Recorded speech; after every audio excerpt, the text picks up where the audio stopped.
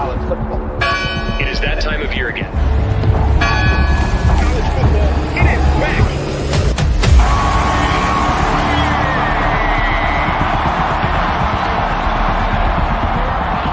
Here in Boulder, Colorado, right now is the epicenter of college football.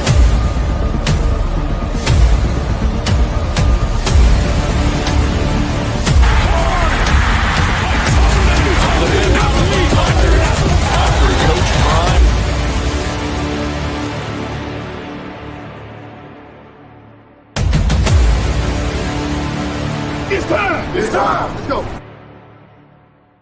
Welcome to RobDaManMedia with co-host Coach Dre.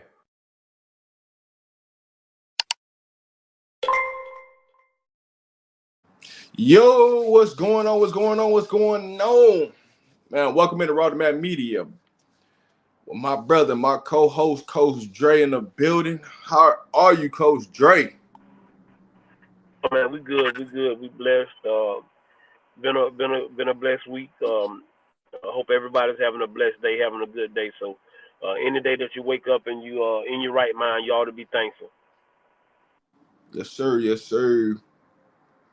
Hey, we got to start this off right because Travis Hunter just picked up another award. For the most valuable player. So, Coach Dre, kick us off. Travis Hunter picking up another award today. He's got some more on the way. We collecting trophies all December. How you feeling?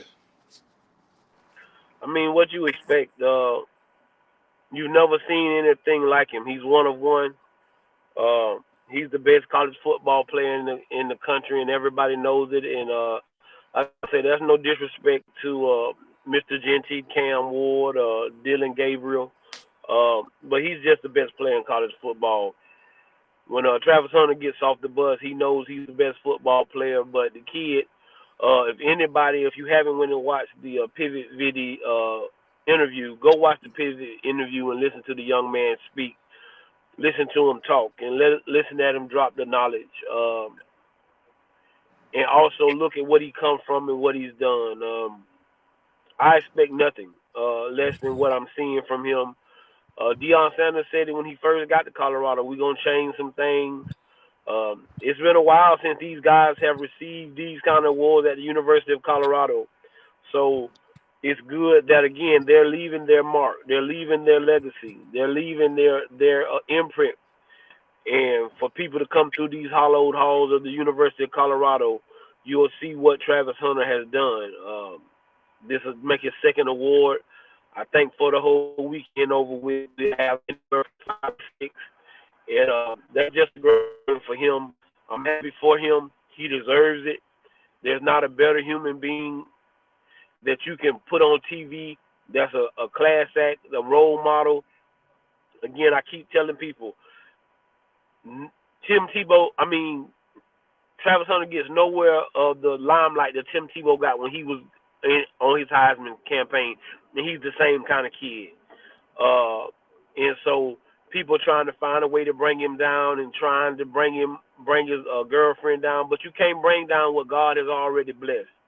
And Travis Hunter's been blessed, and so I'm happy for him to receive another award. Just add another one to the collection, and we'll go get some more. What up, Dale? Yo, how I sound? Good, man. How you feel about Travis Hunter picking up the most valuable player award again? Man, you gotta love it. And you kind of gotta go back to just the whole journey of him going to Jackson State, him taking a chance on Prime, Shador, trying to, write a new path, and for it all to work out in the end. Because it's a lot of top players in the country, right? It's a lot of people who number one, number two, top 100, top 20. And after a year, 2, 3, you don't hear from them, right? Because life happens, stuff happens. So just because he was the number one recruit, that doesn't mean he was going to the league, right? But to see him go, choose Jackson State, then come back up, go to Colorado. He could have went anywhere else after Jackson State. And for it to all pay off, you racking up on all the awards, you about to win the Heisman. You get the best defensive player of the year. Well, I like that one almost as much as any because, this season we all talk about his offense, offense, offense. And then he still turns around and gets best defensive player. So, again, like Coach Dre said, man, it's just another one to put on the trophy case. They robbed him of the Thorpe. It's funny. You give me the best defensive player overall, but I can't get the best DB. It is what it is. So I'm not sure how many more awards we have. I know we're trying to get the Bolitnikoff. Travis will end up having 7 when it's all said and done. Okay, I like that. But I mean, this is great, bro. I love it. I love it.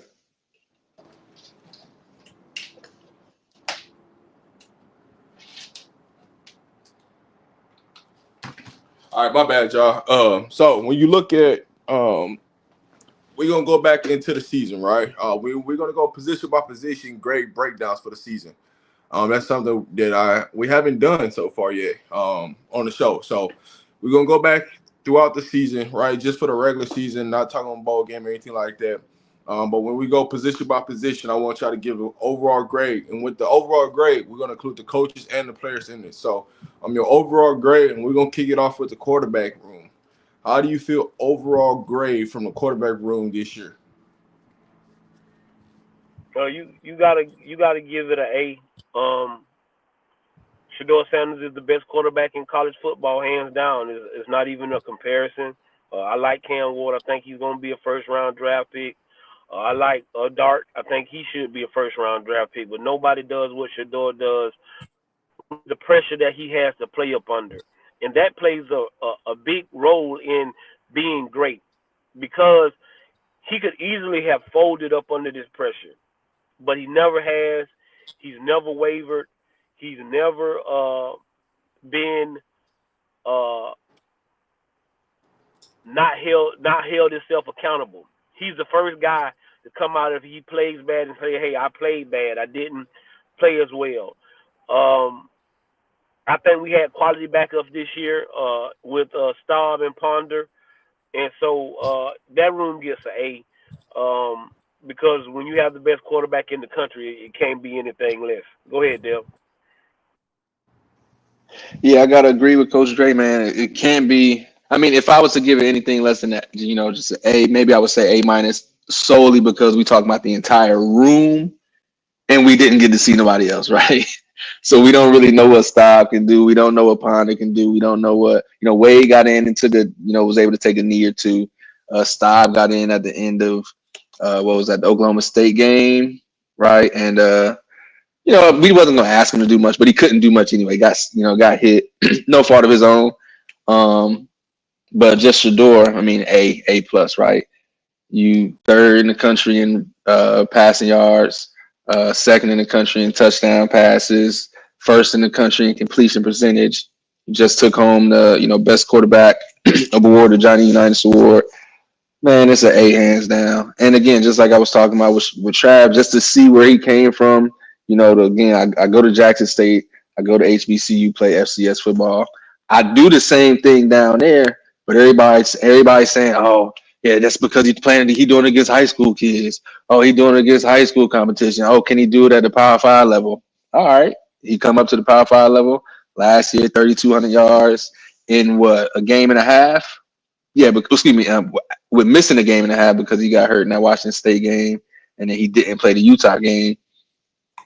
27 touchdowns just to flip it this year. Oh, Pac-12 week conference. Woo, woo, woo. Let's see him go to another conference. Oh, they're gonna be 4-8 in the Big 12, and they're gonna be playing against better comp. You see what I'm doing this year? I'm about to throw for the most yards ever thrown for in a season at Power 5. That's including, Jackson State, but the most I've ever thrown for. I'm about to go over 4,000. We could ball out in the bowl game and try to get them 40 TDs, but it's the A, man. He went crazy and just proved everybody wrong. I love it. But now, who they played against, they always got to try to move the goalpost. But first it was Jackson State is high school, now Big 12 high school. It's like, Hey, listen, Dale, they can move the goalposts all they want. Guess what? We collecting awards. When it's all said and done, Colorado trophy award room gonna look a lot different Kind of end of this month. So and let me add in too. We got some of those Colorado records as far as quarterback, right? Most yards, most touchdowns, and he's two away from the most touchdowns he's got some. in He's gonna in have some. the He's gonna break some records in the bowl game. He's gonna break the most passing yards for a season because they're gonna sling that ball around in the bowl game, and then he'll get the most touchdowns. It's some records that he gonna touch. Yeah. I know he already has the most touchdowns in a single season. I think the next one is just most touchdowns by a quarterback, period, from Colorado. Yeah, he gonna get that. So we ain't worried about that. All right, so my overall grade is an A. I mean, what else to be said? We took home quarterback awards. I mean, it's just that simple. So now moving forward to the running back room. Overall grades for the coaches and players combined. What's the overall grade for the running back room? Chat, let me know. What's y'all grades, man? What are y'all grades for the running back room? I'm gonna go with a B minus, and the B minus is because of the simple fact is we have good games and then we get hurt. No one stayed healthy all year. We were dinged up left and right, but we all showed. All three of the guys that played showed spurts of what we could do.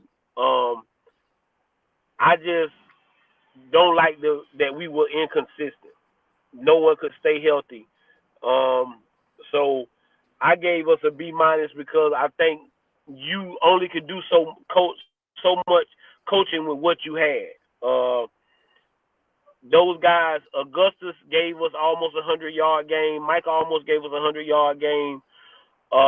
When Hayden first got in there, it looked like he was going to be the guy. And then we got Charlie, and then when you get the guy that's the hardest worker into the end zone, that's why I gave him up from a C to a B minus for me because of the Charlie off-a-dog aspect of this.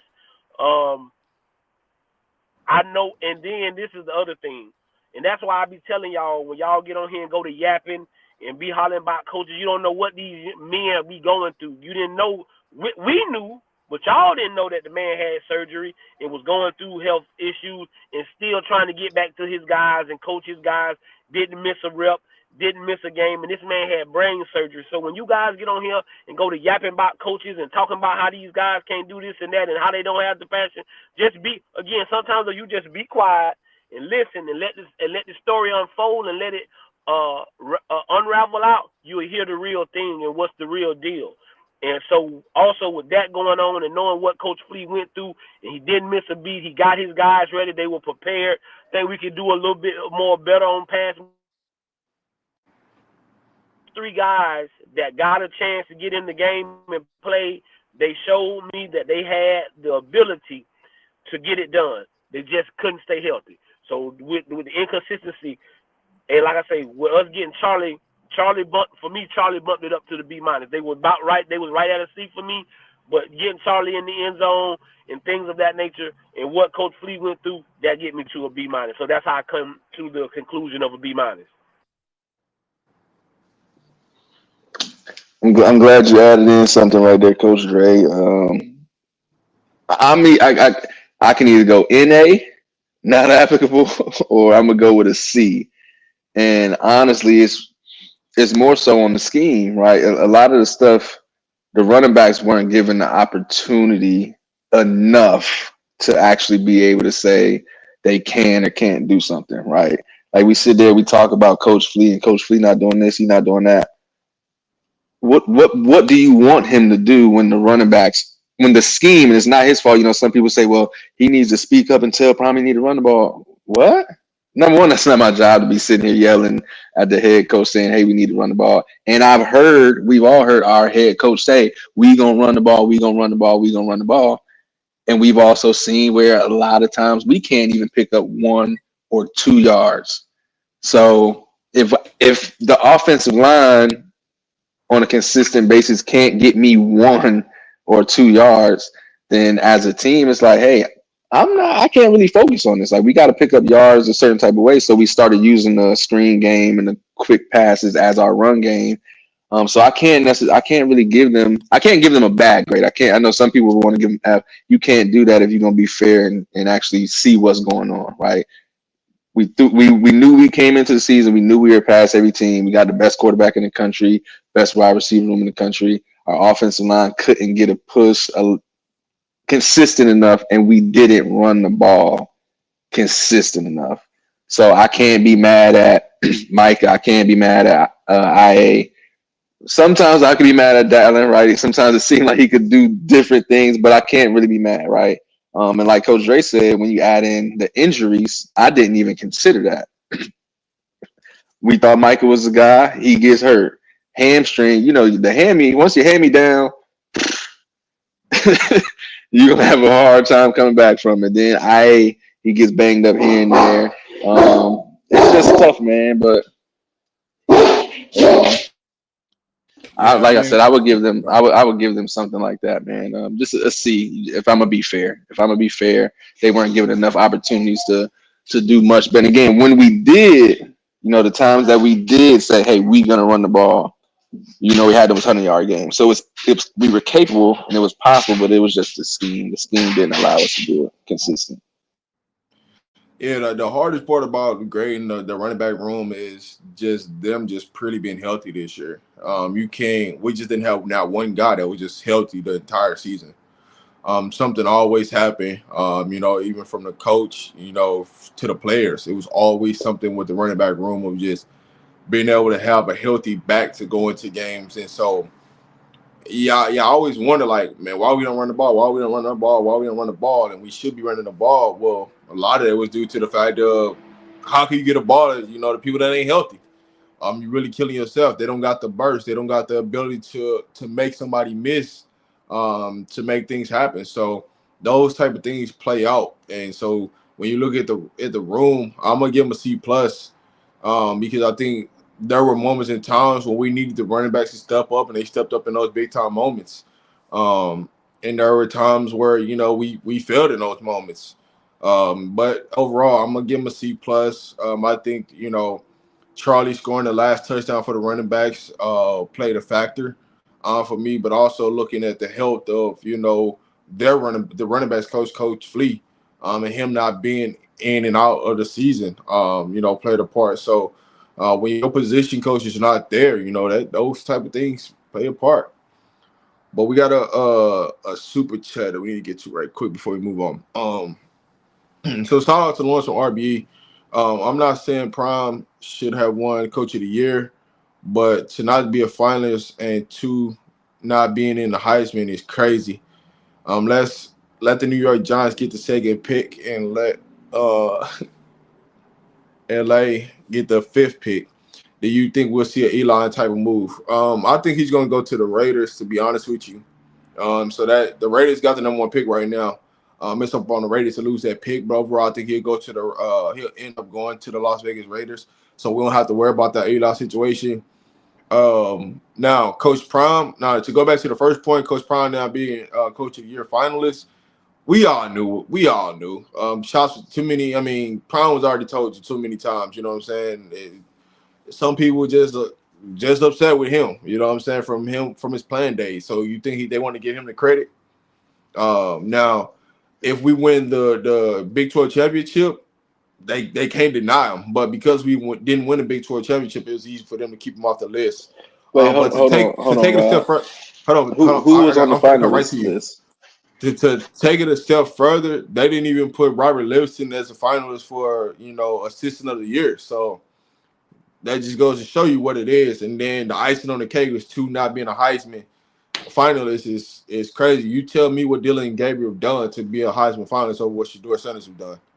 But go ahead, Dale. No, I was just going to ask him who was, as far as Coach Prime not winning. I think once we, like you said, for me, it was initially between him and Cignetti, right? Because I just assumed Arizona State was going to lose, and they didn't. And then once we lost so that put Dillingham in the running. Once Cignetti lost to Ohio State, I thought that would put Prime number one. But then we lost to Kansas. Once we lost to Kansas, for me, they just kind of took us out of it. It's like he shouldn't necessarily win it, but as far as being a finalist, I think so. So that's what my question is going to be to you: is who were the finalists and how many was it?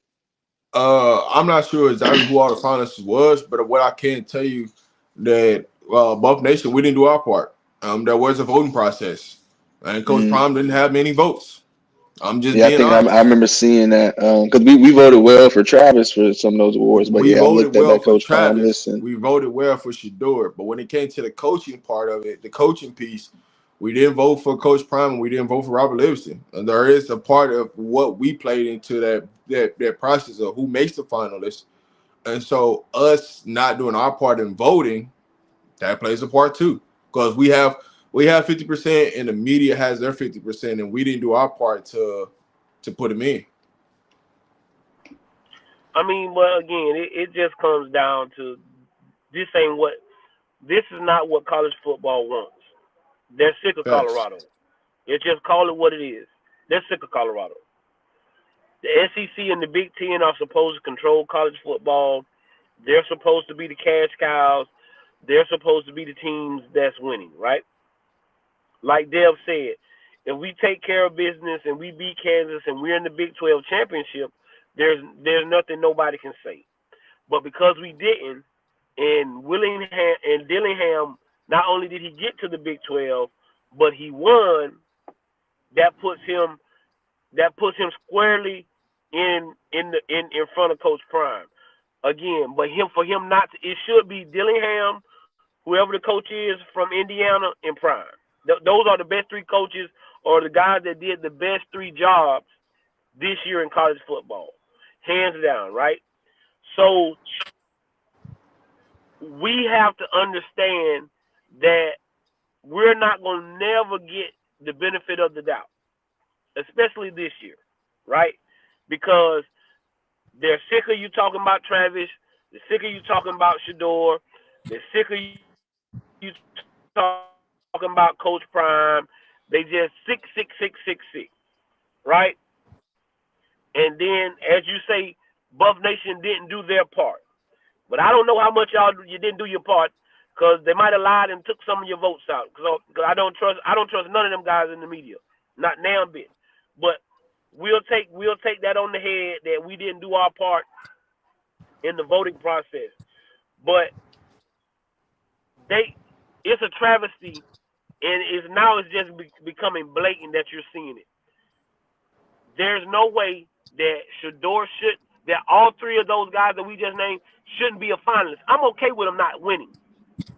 I'm not here complaining because they didn't win. We're here complaining because they didn't make the final list. Shador, the Heisman Trophy said that they were going to pick they're going to take the 5 top vote getters and bring them to New York. Well, all of a sudden we at 4. Why? Because Shador Sanders was number 5. And we all right, we can just bring 4. Because Travis is going to win. I don't want to hear again. I'm sick of Colorado. When you bring those guys there, everybody got to have they 10 to 15 minutes. You got to have their highlight reel. You got to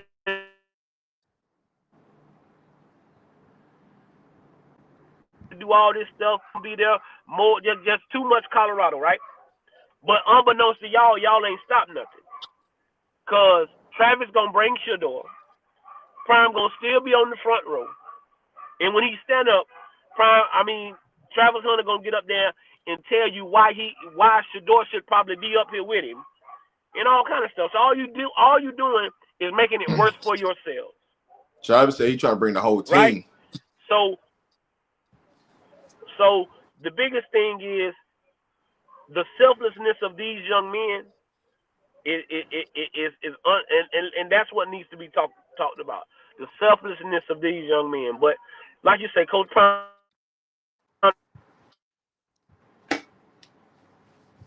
told y'all them awards don't live my life, and I just don't want y'all taking away from my kids. Because I've been there. I've done this. I've been to the top of the mountain. Just don't take out what you don't like about me. And I think that's any parent, any adult with any grain of salt and great character. I don't want you to take out nothing on no kid because of me. And that's what you see going on in college football right now, just because they don't want this transformation that's going on that you see in college football going on, and they can't stop it now. There's nothing they can do. So we'll just snub y'all and then this is the thing, y'all, and we'll get on. Hey, y'all, don't. Again, I told y'all, you can be right, but the presentation of how you talk could make it wrong. So don't go out there and let them people live. They ain't hurting nobody, man. They ain't hurting nobody. It ain't no sad faces in Colorado right now. Ain't nobody, you know what I'm saying, upset. Prime somewhere on the boat fishing. Travis getting ready to get on the jet. Shador getting ready to get on the jet. And all the other boys getting ready to come there because they got to be there by Friday. So, hey, y'all, don't get on there and bash them people. Let them people live. Because that's the biggest, that's what hate people the most. That's the same thing I tell y'all when these trolls come here. Just don't say nothing to them. You know what eventually happens? They go away. They're just looking for you to give them some interaction. You give them no interaction, they go away. So we just gonna move on. But everybody knows that the biggest thing I was hurt about was Livingston, because I just don't believe that there's a better coach. Being his first year, his first time calling plays, I just don't think there's a better assistant coach in the nation. And that's just me. Hey, listen, Buff Nation, we in a good spot. And when I say we didn't do our part, it's just not enough voting. There was people that voted. I voted, but it's just not enough voting. But that's here nor there, right? I don't think for us, Coach Prime ain't worried about, winning that award or not winning that award. What they are doing, because Coach Prime got time today. As you can see, he's tweeting a lot. He's posting a lot. Is that they're getting excited. They're excited for this transfer portal and what's getting ready to come in this weekend on people for visits. We got a good visit list for this weekend. We got a good visit list for next week and the weekend, and that list is growing. This team is out here doing their research on players right now, watching the tape, watching the film, and how they can help this team grow next year. So you're going to see a lot of great movement, a lot of commitments. We got a commitment from a kicker last night that we're going to talk about here in a minute. But overall, man, it's a great time to be a Buff. And if y'all think that this party stopped because Shador and Travis is leaving, the party just getting started. The elevation of this team is just getting started. The growth of this team is just getting started.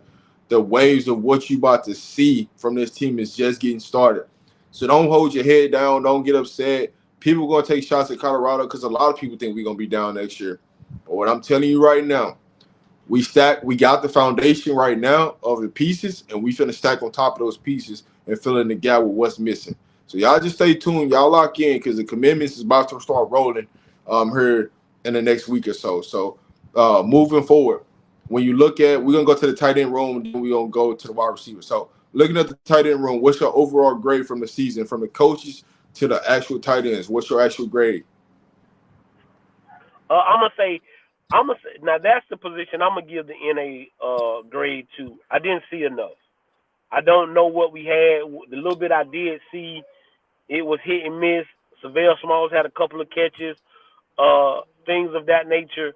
So I just don't think that we saw enough of the tight ends or that 12 personnel for us to give those guys a grade. I think Bartoloni is a heck of a ball coach. He's proven that at Jackson. I think he proved it last year. So for me, they just doesn't have, they don't like, it's like a resume that's not full.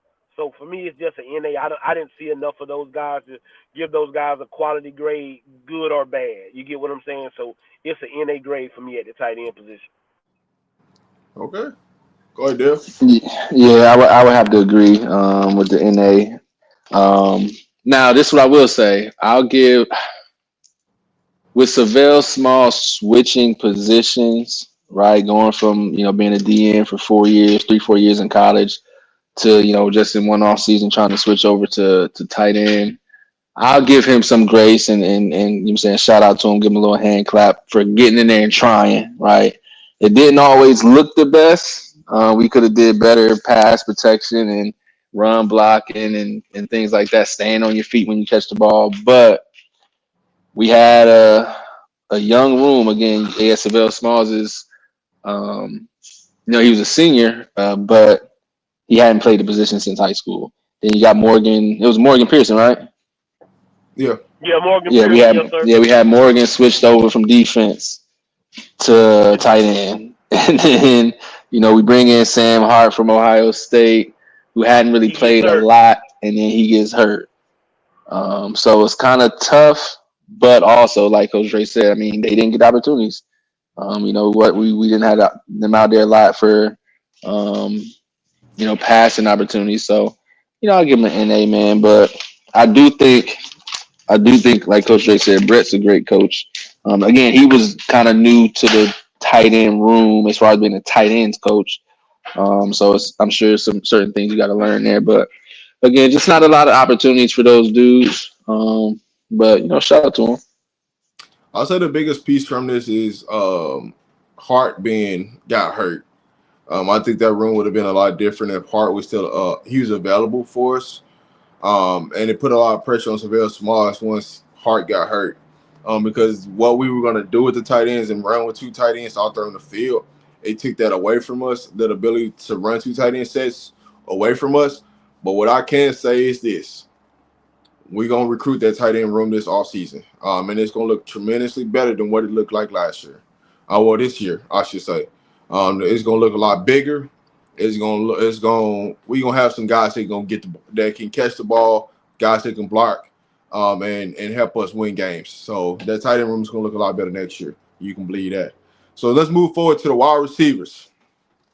Overall grade from the coach and the receivers. How y'all grading this out this season?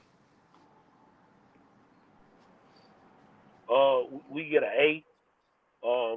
Hands down, I think we the best receiving core in the country, except for a couple of drops and Jimmy being injured. You couldn't have asked for a better group of guys. You had close to almost 2,000-yard receivers. I think 3 receivers with over 500 yards. And we won, and LeJohntay winning football games, Travis being unguardable, Will Shepherd making crazy catches, Draylon Miller coming in as a true freshman and doing amazing things, going for over 100 yards in one game. And I just think that Phillips is a great coach. The blocking and then the biggest thing that gives them an A and not give them a B plus is their blocking. These guys blocked their behinds off all year long. Those tunnel screens, even when people knew they were running it, we blocked our behinds off. And for these guys to come in and the selflessness that's going to be a key word with a lot of these positions is the selflessness. LeJohntay Wester came in from getting somewhere from 15 to 20 targets a game and being the man. Will Shepherd comes from the SEC where he was that guy. You get what I'm saying? And all those guys took lesser roles to come to Colorado and put in with what we already had, which was Jimmy Horn and Travis Hunter. I think if Jimmy stays healthy, I think you got 2 guys. I think Jimmy might easily go over 1,000, and LeJohntay might be right there. But to have 2 guys, to have a 1,000-yard receiver, I think LeJohntay ain't far from 1,000. And then Jimmy to be over 500 like he was with the limited play that he had, we got close to what we thought. When if you go back and watch me and Rob's shows, I think we said we would be somewhere in that vicinity with the yardage. Yeah, I said 4,000. So Me right on cue. So we did what we were supposed to do in that receiving room. But to what Coach Phillips put into those guys, the way he got those guys to buy in, and then like I say, the reason they get an A instead of a B plus for me is because of their blocking. Because they were full receivers. When they were out there, they ran great routes, they ran crisp routes. And then for Coach Phillips to have all those injuries and just plug and play with guys. And then Amarion Miller, if Amarion Miller doesn't get hurt, just imagine if that guy doesn't get hurt. You get what I'm saying? And so then you talking about Jimmy and Western doing this the back end of the year getting double covered. Those guys were getting double covered most of the games, and they still put up the numbers that they put up. That's amazing. This receiving room, along with the great coaching that they got, they get an A, hands down from me. Go ahead, Dale. Yeah, I mean, it can't be anything less than an A. Like Coach Dre said, one of my biggest things was the pass blocking. The pass blocking was kind of hands down, man. And you can see that with guys like, we talk about Omarion Miller. He wasn't getting a lot of targets early on, but when he was in the game, he was blocking. Jimmy, when Jimmy was out there, Jimmy was blocking his butt off. Even LeJounte, with his size, you would think he wouldn't be the best in pass blocking. Travis, selfless, I'm the number one receiver, or player in general, but hey, I'm gonna come out here and block. But again, Travis over 1,000. LeJounte stepped in, and like we talked about before, we knew he was good. We thought he would do well. I'm not sure if we all thought he would get close to that 1,000. I mean, we talked about it, but when we have a deep wide receiver room like we had, it's like, hey, somebody's gonna have to take a step back. But for him to be 120 yards away from 1,000, that's great. He's gonna get it. Oh yeah, we got to make sure he gets it. Will had some moments, but even when he had some mishaps, he always bounced back. Like he always bounced back and made a big play. Jimmy, I know we all wanted a little bit more from Jimmy or for Jimmy. He had that great coming out party week 1. But Jimmy did a lot of stuff that didn't hit this the stat sheet. I don't know if everybody noticed, but once Jimmy got hurt, the offense wasn't really moving the same. The receivers weren't getting open like they used to. We weren't being able to hit plays across the middle like we once were. Some of those screens didn't really hit like they used to because he was the one blocking on those screens.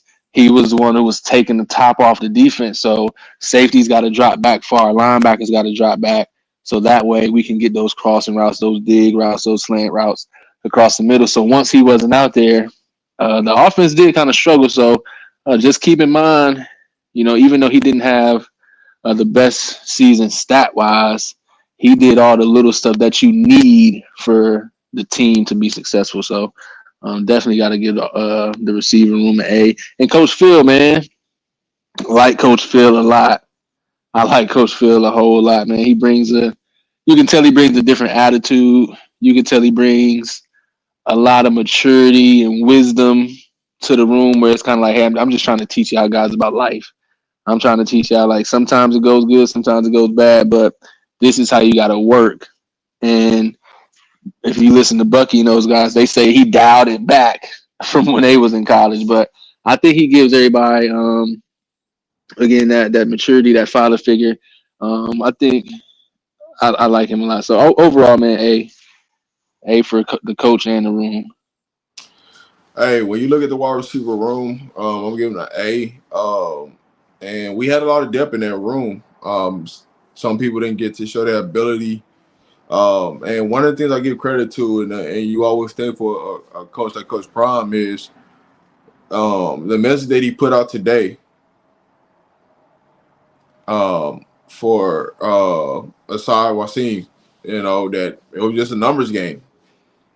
We just had too many guys in that room, and he wanted him to help him move on to where he can go somewhere where he can start, and to put that message out publicly.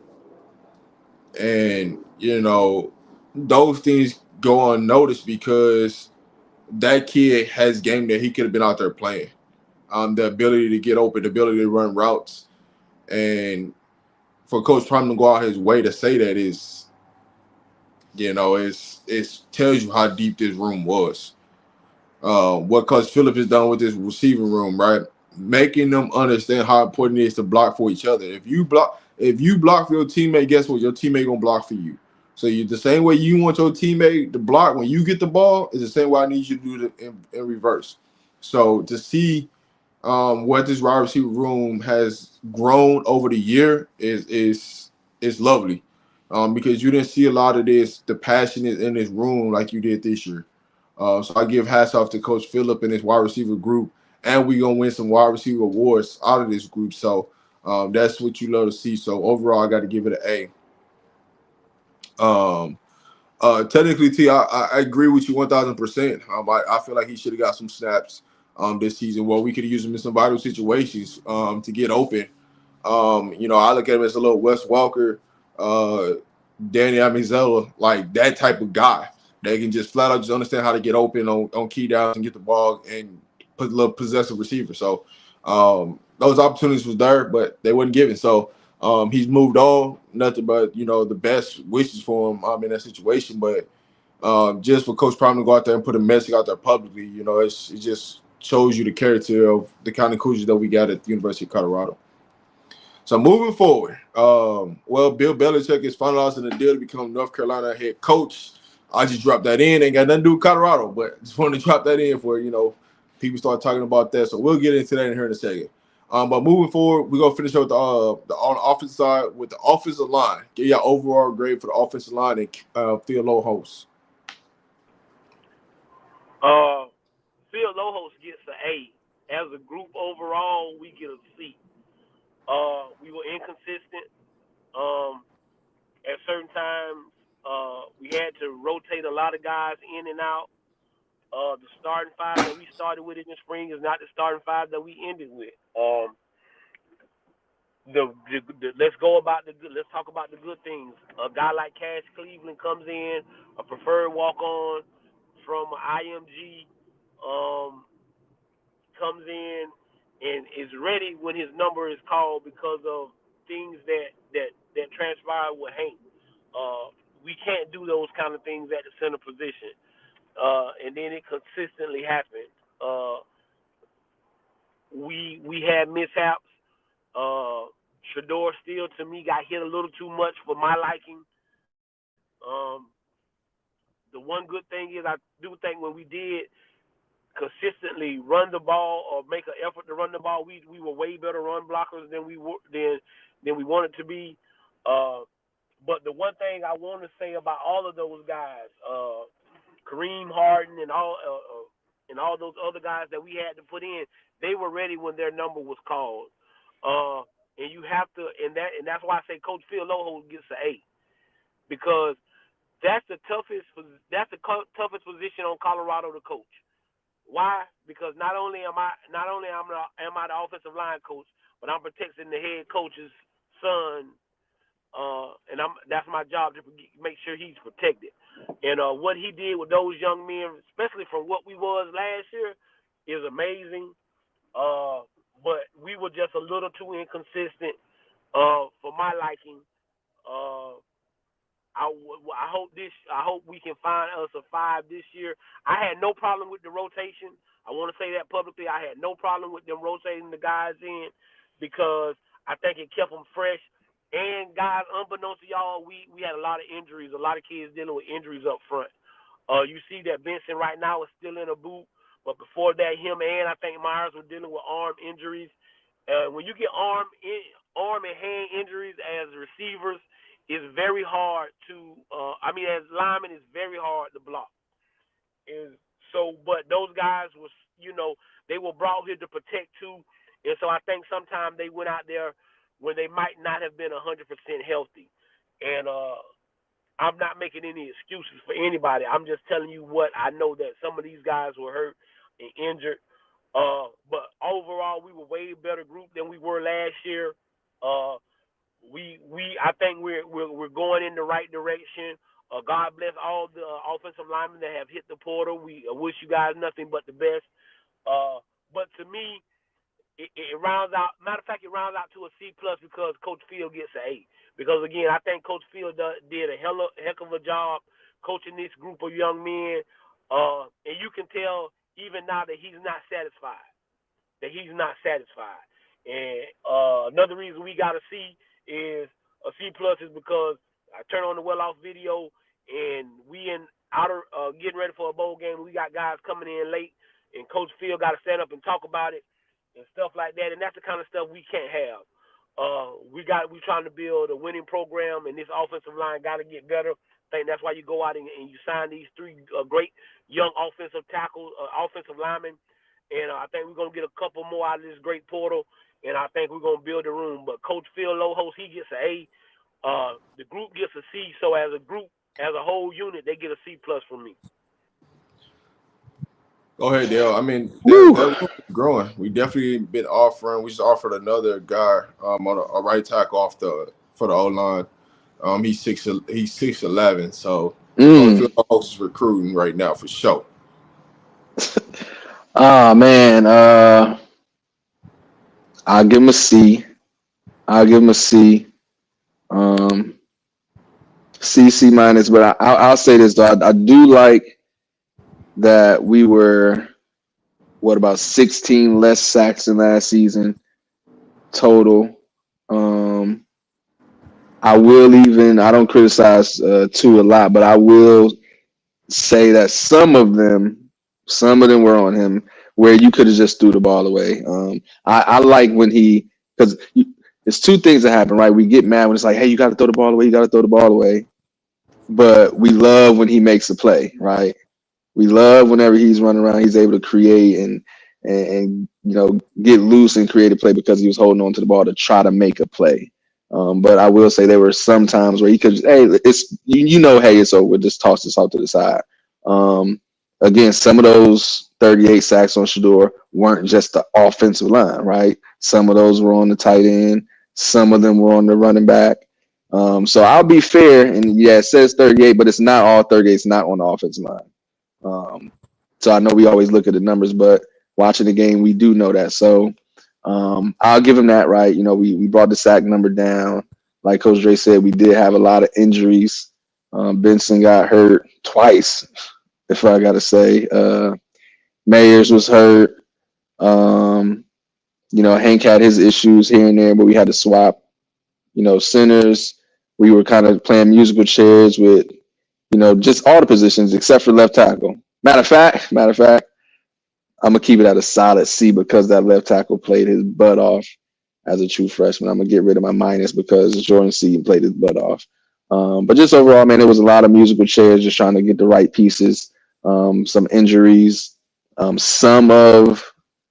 a lot. Some of our quarterback, he could have threw the ball away. And then again, we had tight ends and running backs who also can give up sacks. And then the run game, like I said earlier, man, we couldn't do a lot. Some of it was the push, and I'm not even mad about creating holes and just the scheme, but just on those 3rd and 1, 4th and 1, 3rd and 2, 4th and 2, we gotta be able to get a yard. So I didn't really like that, but it was better than last year. So I'll give them that. And a lot of them coming back next year, so we'll be able to see how that goes. Like Coach Dre said, you got the true freshman walk on. Cash Cleveland came in there, did his thing. I like to see how Kareem Harden looked a little bit from last year. You can see some development in some guys. I think Yaya might, still a project, but I think he'll be okay. So it's looking good for the future. Fields recruiting his butt off. Like you just mentioned, the 6'11" guy, but even high school, he's doing his thing in high school. So I'll give the offense line a C. They tried. They tried. All right, so I'm gonna answer this question. The ones who hit the portal where they play in the bowl game. So if you already hit the portal, you in the portal, you're not playing in the bowl game. You already turned your stuff in. So that's already out the window. Now we will have some high school kids in. The ones that's early enrollees, they will practice with the team, but they can't play in the bowl game because technically they're not enrolled with the university and have started classes, so they can't technically play in the game. So to answer that question, because I see a lot of people ask this question on other platforms and people don't know the answer to it. Now, the high school early enrollees can practice. They just can't play because the new semester hasn't started to allow them to be able to be enrolled and play. So what you'll see a lot of the kids, the high school kids, they'll practice. Some of them might go to the game. They'll leave, go home for a week, and then they'll have to be back by January 9th, I want to say it's the report date. And when they come back January 9th for report day, it's on. That means when the workouts are started, that's when you'll see everybody that's returning from the team and all the transfer guys that's coming December 9th is report date back for Colorado. So you'll see a lot of the kids come back like the 8th or the 7th. All the new guys on the 9th that's coming to play in the spring. They'll any new guy, they'll go through all the testing, all the medical testing and things like that. And that's gonna take a week for them to do. And then once they get cleared through medical testing, then they'll be able to go through workouts and things like that. Or if they need to go through rehab, they'll go through that process. So that's just the way of how the rest of the month into January looks like right now. So I just want to let people know, because a lot of people don't know how this part of the season works. So if somebody's hit the portal and they have already entered their name, they're gone. Now the only way is if you told your coach you're gonna hit the portal and you're gonna wait till after the game is over with, that you're gonna hit the portal. And then it's up to that coach if they want to allow you to play or not. But once you officially enroll and hit the portal, you can't play for that school. That's over with. I know there is some schools where, like Ohio State, where one of the quarterbacks planning on transferring, but he's going to stick it out because he wants to stick it out so he can get that championship ring if they win or whatever, however it plays out. So some of the guys you're going to still see hit the portal after the 20 days is closed because they're still playing, and they got that 5-day grace period after they're done playing. So this portal is going to heat up as the rest of December goes on into January. But for the ones that's early enrollees, and it's not just for Colorado, but for any college, they can practice. They just can't play because they're not officially enrolled at the school, and have started classes. So for Colorado, the report date will be everybody will need to be there by December 9th for all the new players. So I wanted to just clear that up for everybody. January. January 9th, sorry. January January 9th. 9th. Yeah. January 9th, not December 9th. But January 9th is the clear date for all the players to report back for the Well, new year. well, Smitty, I think if y'all go watch the little interview that Boss Man Smitty did, he's playing in the Alabama All-Star game. I want to say either today, it's either tonight or tomorrow. He tells you after he gets through playing, he'll be coming to Colorado to practice, but he can't play in the game, but he's coming up for the bowl practice. So I know for sure Smitty will be there. I think Walker will be there to be able to practice for the bowl game. Walker So will a be few there. other kids. Juju won't, guys. Juju still has a state championship game to play. You'll probably see Juju at the bowl game or maybe the week of the bowl game, but you won't see him practice with Colorado to after the bowl game because of the simple fact is he's playing in the state championship. Yeah, yep. What up, Coach Hayes, man? Good to see you over here, man. Good to see you in the building with us, rocking with us. All right, y'all. So let's move on to this defensive side. Coach Hayes, you want to come up, man? Go ahead, come up, man. It's a pleasure to have you over here. But moving on to the defensive side of the ball, we're gonna go with the defensive line first. What's your overall grade for the defensive line and coaches? We're going with a B plus. I think we started off slow up front, especially at the edge position. Block bully was consistently an A every game. Every game he lined up, he was an A. He demanded a double team. McNeil played great football once he got his motor going. Barnes had sparked a little that time, but you get what I'm saying. I can deal with that to a degree. At the end spot, we had it. We had it at the end spot. I wish Dallin wouldn't have got hurt. I wish him the best. He's transferring, but he was playing great before he got hurt. B.J. Green, animal. Alden Walker was an animal. When Keaton Wade came in off an injury, a kid that was going to redshirt, told y'all he was going to redshirt, but was told, hey, bro, can't redshirt. You're playing too well. We need you out here and playing. When we got David Swain in there, he made plays. And this coaching staff, they get an A plus. What those guys did is the key thing that I've been saying.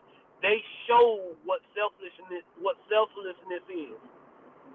Because you're talking about a Hall of Famer, a 10-year vet in the NFL, Hey Jay, we and can you're hardly talking hear about you. hello. Yeah. Go ahead, Dale. Go ahead Yeah. until I get to a better spot. Okay, I can hear him, but yeah, I think coaches, same thing Coach Jay was about to say. I mean, you got to give them an A. How they were able to come together.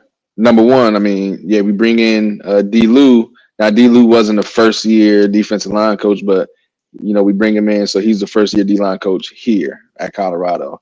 Then you mix him in with Warren Sapp, one of the best defensive tackles ever. However, this is his, I won't say first year coaching, but first year really, really, really deep diving into coaching on this type of level. Of course, he's, he coaches, but, deep diving into day to day, I'm a defensive line coach.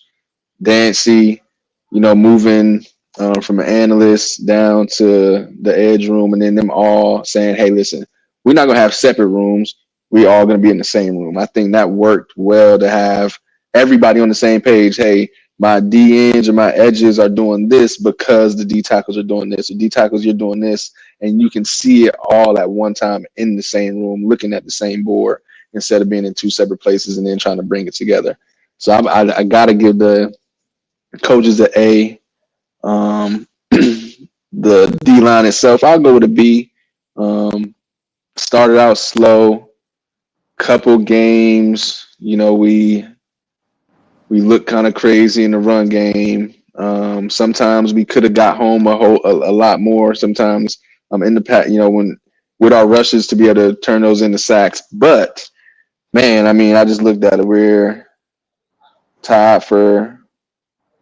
They technically have us at 10 in sacks, but if you really look at it, we are 1, 2, 3, tied for fourth with most sacks in the country.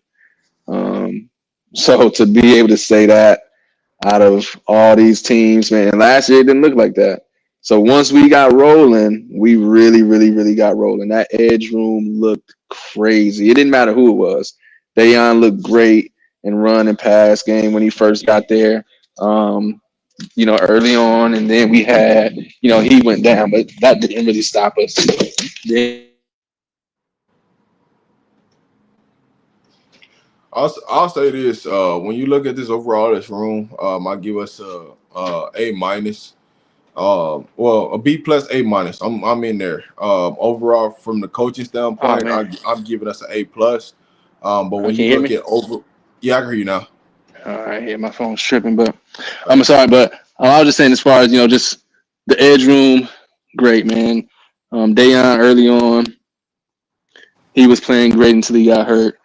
BJ Green, we were expecting a lot out of him early on. He kind of started out slow, but it seemed like after he did that interview where he said, "Hey, the dam's gonna break," it broke and he started going crazy. Um, Tajay, he's one of those young ones that came in last year that we expected, to step up. He stepped up. Keaton Wade comes in from Kentucky, and we're like, okay, he has the size, he got the build. He played a little bit at Kentucky, decent numbers. He comes in, but we don't see a lot from him, due to injury.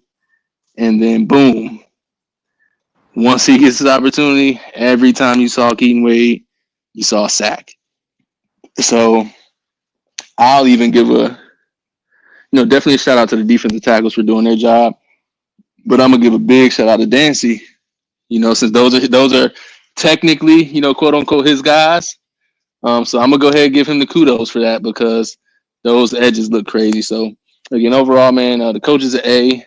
The on field play, I'll give them a B. I like how Big Barnes got developed a little bit. He started out slow, but you could tell he was picking it up.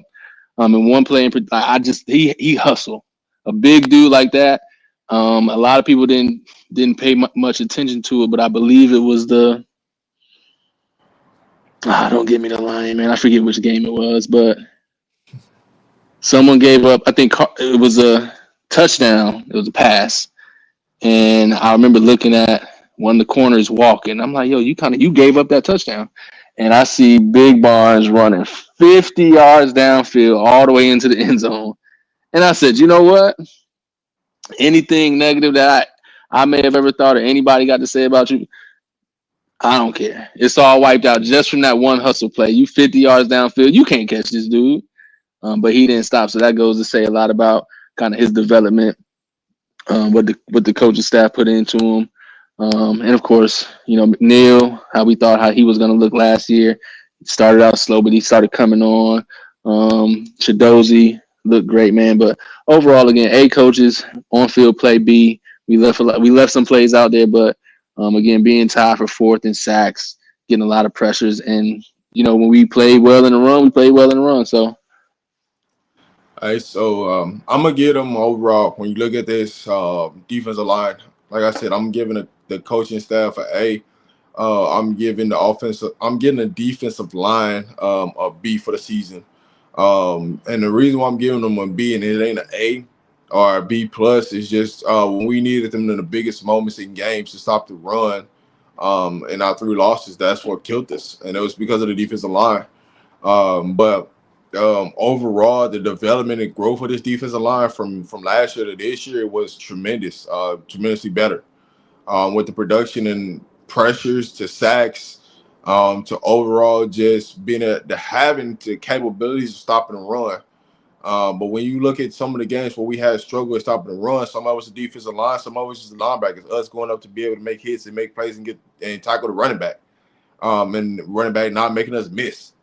But overall, I'm giving them a B plus. When I combine the two between the coaches and the defensive line, I'm giving us a B plus. So moving forward, when we go to the linebacker room, I know everybody got their special opinion about this linebacker room, but I want to know, how do y'all feel about the linebacker room play throughout the season, from the coaching staff to the Hold on, Coach players? And Dre. I'm gonna say this Hold on. again, from the coaching staff to the players. Let me jump in here real quick, Coach Dre, because I was literally just going back and forth with somebody about this. I cannot sit back and let y'all criticize Coach Hart for literally no reason. Like at this point, there's no reason. Last year, there really was no reason because the defensive line last year, I mean, the team as a whole wasn't good. The defensive line wasn't good. The linebackers, as far as like what we had to choose from, wasn't the best. We all know we came in late. We got players late. So I couldn't be mad at what Coach Hart did last season based on what we had to work with. So we said, hey, everybody relax. Let's see what he does this year. Everybody was upset around the portal time because we didn't, Lundy was supposed to come, then he leaves. So everybody, it's Coach Hart fault. It's Coach Hart fault. Woo, woo, woo. We got to get a new linebackers coach if he can't recruit. Okay. But we also noticed Bentley started playing better at the end of the season. We're looking through the offseason and we see JB playing good in the spring game. So everybody's like, oh, yeah, it might be JB's time, right? Then we get into Kyle Green. Now he's second team Big 12. A lot of us think he should have been first team Big 12. We see how Bentley played. Bentley was playing amazing, lights out from night and day from last year. That sounds like Coach Hart, right? If we're supposed to give somebody credit, it's supposed to be the guy. So I just said, hey, we love the linebacker group at Jackson State. Coach Hart was the coach. Again, we saw JB. JB, oh, he got better. JB this, JB that. Coach Hart was the coach. Again, the Kyle Green, second team Big 12. Coach Hart's the coach. Bentley, night and day from last year. Coach Hart's the coach. Right? So all that Coach Hart slander for no reason, can't go for it. So shout out to Coach Hart. The linebackers, man, they played great. Nakai Hill Green played great. Bentley played well early on. I feel like he kind of slowed down a little bit. It seemed like after that UCF game, may have been because he had the turf toe. He had the toe injury. Might have been nagging. I feel like he slowed down a little bit. But as a whole, man, they played good. We had some lapses. I think you would say maybe coverage wise, but some of that's on the scheme, some of it's on linebackers. I would have loved to see Jalen Wester some more. I think that's the one thing in that linebacker room that I feel like we got shorted on, is not seeing Jalen Wester out there, because the little bit that we saw him, same thing like Keaton Wade, every time he touched the field, something happened. Every time Jalen Wester touched the field, something happened. That first game he got in there, he forces a fumble, getting some tackles for losses. Then we see him almost block a punt, stuff like that. I think he has it. So I'll give the linebacker room, from what it was last year to this year, I'm gonna give him a B. I gotta give him a B, and I'm gonna give Coach Hart a B too, just a B all around. The coach and the linebackers play. I mean, he hit on everything that we've been saying. Uh, I'm not gonna never go for no Coach Hart slander, because he's been one of the best coaches that you've seen. Again, we go back to when Jackson State had, I'm going to tell you again, the best defense in the country. They didn't just have the best defense in the HBCU. He had the best defense in the country with the best linebacker probably in the country, because Aubrey Miller had played at Missouri. So when you go to talking about being the best, you got to talk about those guys. Like you said, I give everybody a B all the way around. Also, you got to put the coach from Michigan that came in and helped, and I know that's what a lot of people want to talk about. Hilo, Coach Hilo came in, and that's why the linebackers got better. You hear those guys when they come to their press conference, they talk about Coach Hart. JB has had only one coach, and you saw his development. You heard what Dale said. You saw the development eventually this year. Hill Green should have been a Butkus Award finally. I watched football. I didn't see a guy better than him play the game of football and play middle linebacker, but that's nor here nor there. So you got to give these coaches and this group, they played 10 times better than what they played last year. We told you guys in earlier videos, if the defensive line plays better, you will see better play from the linebackers. And that's what you saw. And this is the biggest thing that goes unnoticed, that Coach Hart played this thing the right way. I know everybody wanted to see Hill Green week 1, right? But Trevor Woods had done nothing for him to be not starting against North Dakota State. Trevor Woods does everything right. All the little things that Coach, he checks off all the boxes. So if you're going to come in here and unseat Trevor Woods, you're going to have to do all the little things right. And then your tape, when you turn on the tape, you're going to have to outplay him. And what happened was, that's exactly what happened, guys. So that's where Coach Hart gets the best grade, because he played this thing right. Some guys, they just put guys in there because, hey, he should be in there, but he ain't doing the little things right. And you know what? That comes back to bite him in the behind. But they played this thing right. I'm so proud of that group, especially proud of Coach Hart, because all of the naysayers. And guys, if you go listen to the videos, all you naysayers, they hear you. Listen to Coach Dancy. They hear you. So y'all just keep talking, right? Y'all just keep talking and adding fuel to the fire, and they going to keep doing what they do. Coach Hart can't recruit. Well, I don't know if y'all done seen Mr. Walker from Buford, but he's a real dog.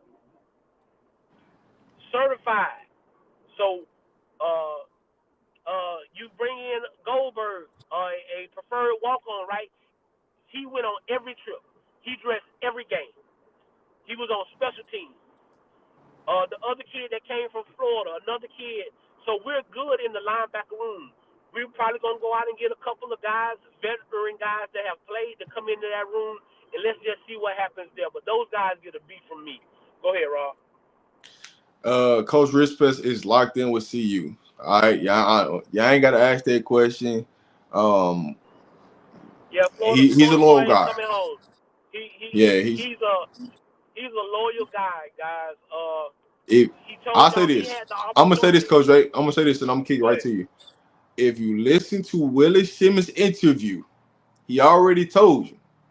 He already made that phone call. And he told him no. That's all you need to know. Go ahead, Coach Dre.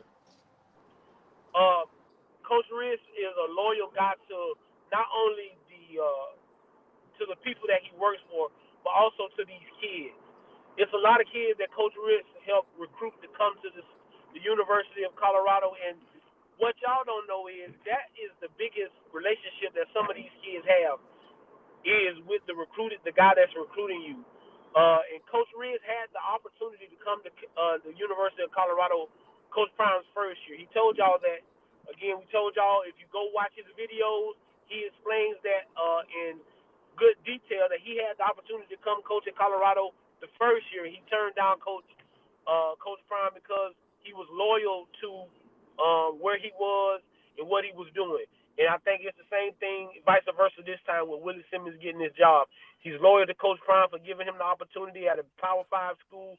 He's loyal to the people in that room that he's grown to love, and he's loyal to the kids that he just got to come in to play for the University of Colorado. So, guys, Coach Riss will be at the University of Colorado. You guys can stop worrying about that because that was the biggest thing that people was calling and asking us about. Oh, boy, is Coach Riss finna leave because Simmons? No, he's not going to leave. He also put out a tweet, and if you read Coach Riss' tweet, he kind of tells you that he'll be at the University of Colorado. So Coach Riss will be at the University of Colorado, guys. That's facts. That's facts. We got some questions that I got saved that we're gonna answer at the end, so we can move forward. DB room, we're gonna put them all together. So DB room, and then let me say this. Joshua Bates, the Oklahoma center, will be visiting University of Colorado. So I know people wondering like, why am I over here smirking and stuff like that, things like that. It's because we got some transfer portal people that I think that could be some key pieces to this team next year, coming on a visit here soon. So. Eric Rivers, the wide receiver from FIU, where Willie Simmons just took the job at, will be coming on a visit next week. So there are some things happening in Buff Nation that we land these guys. It could be a party for real that we could be having at the Big 12 Championship. So we got some solid offensive linemen that's coming in on visits, and I'm talking about people that starters, not people that's been sitting on the bench. That's been on third string, fourth string. These are guys that's been starting. That they just moving on from the university where they at. So we got some real talent coming in the portal this offseason. So moving forward, when you talk about this defense, the DB room. When you look at Coach Mathis and Robert Livingston, what do y'all like, and what is your overall grade from the DB room?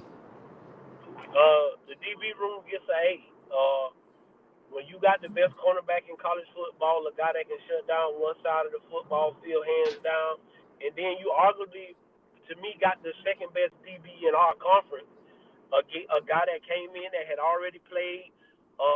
DJ didn't give up many touchdowns. He didn't give up many plays. And you knew that you were going to get the ball thrown at you most of the time because they wasn't going to throw at him. And then you bring in a guy like Colton Hood to come in to you feel just as good when you have to take Travis out or he needed a blow, or if DJ needed a blow, you felt just as good to the point where you had to put in schemes just so you could get Colton Hood on the football field because he was that good. That comes down to the coaching of Coach Mathis. And then you got to also understand that the best corner in football coaches is the head football coach. And if you go back and look at those well-off videos at the beginning of the season, he was very hard on coaching Hood. And when I say hard, I mean he was coaching him about his technique and things like that. That kid didn't curve. He didn't. He took the coaching. He was very coachable, and he applied the work that Coach Prime wanted him to do. And that's what you saw. You saw a great cornerback. That safety room, it was electric, led by the leader of this whole defense in Silman Craig. That kid is the true definition of what you want in a football player. And now he's out here recruiting hard for us. But Shiloh came along and played well, and Stoudemire did an excellent job. Shiloh took a lot of flack that he shouldn't. I want you guys to understand that Shiloh had offers from every college in America coming out of high school. He went to the University of South Carolina As a true freshman, he was on every special team, and he balled out. Go look at it. He has at least a 4-minute video of highlights as a true freshman at the University of South Carolina in the SEC. He went to Jackson State his first year, dominated. He got hurt. He took a step back, but because it's his dad, I think he's trying to kind of rush himself back that year at Jackson. Again, this year, this kid broke his forearm, a bone in his forearm. I think he sat out, 2 games, and he was back. This kid is a bona fide pro. He's a Brian Dawkins type of safety. And you can say and a lot of y'all just say stuff because he's Deion's kid. But he's not trying to be we're not asking him to be Deion Sanders at DB because he plays DB. You want him to be Deion Sanders. He's not Deion Sanders at DB. He's Shiloh Sanders at DB. He's knocking your head off. You see what he did to Ali Girl in the last game. Hey, so overall, those guys get an A. And we got and Robert Livingston is the best coach in college football, assistant coach in college football. To do what he's did, to come in here and change a whole culture and not have one guy that he knew on that staff. That's amazing. He didn't give Coach Prime any demands to say, hey, I need a guy to come in here and coach with me. I need to bring one of my guys from Cincinnati or a guy that I know. Coach, you already got your guys in place. You feel comfortable with them. Okay, I'm going to come in here and roll my sleeves up and get down, and we're going to put together a defense. And you saw how they turned it around. So that whole DB dynamic that we have at the University of Colorado gets A. Those guys play up to par every week. I think we had maybe one bad week as a DB unit, but we came back. We never sulked. It was the next play, and they held each other accountable. And when you got kids holding kids accountable, you don't really have to coach that much. So that's the biggest thing. But overall, everybody gets an A in those rooms.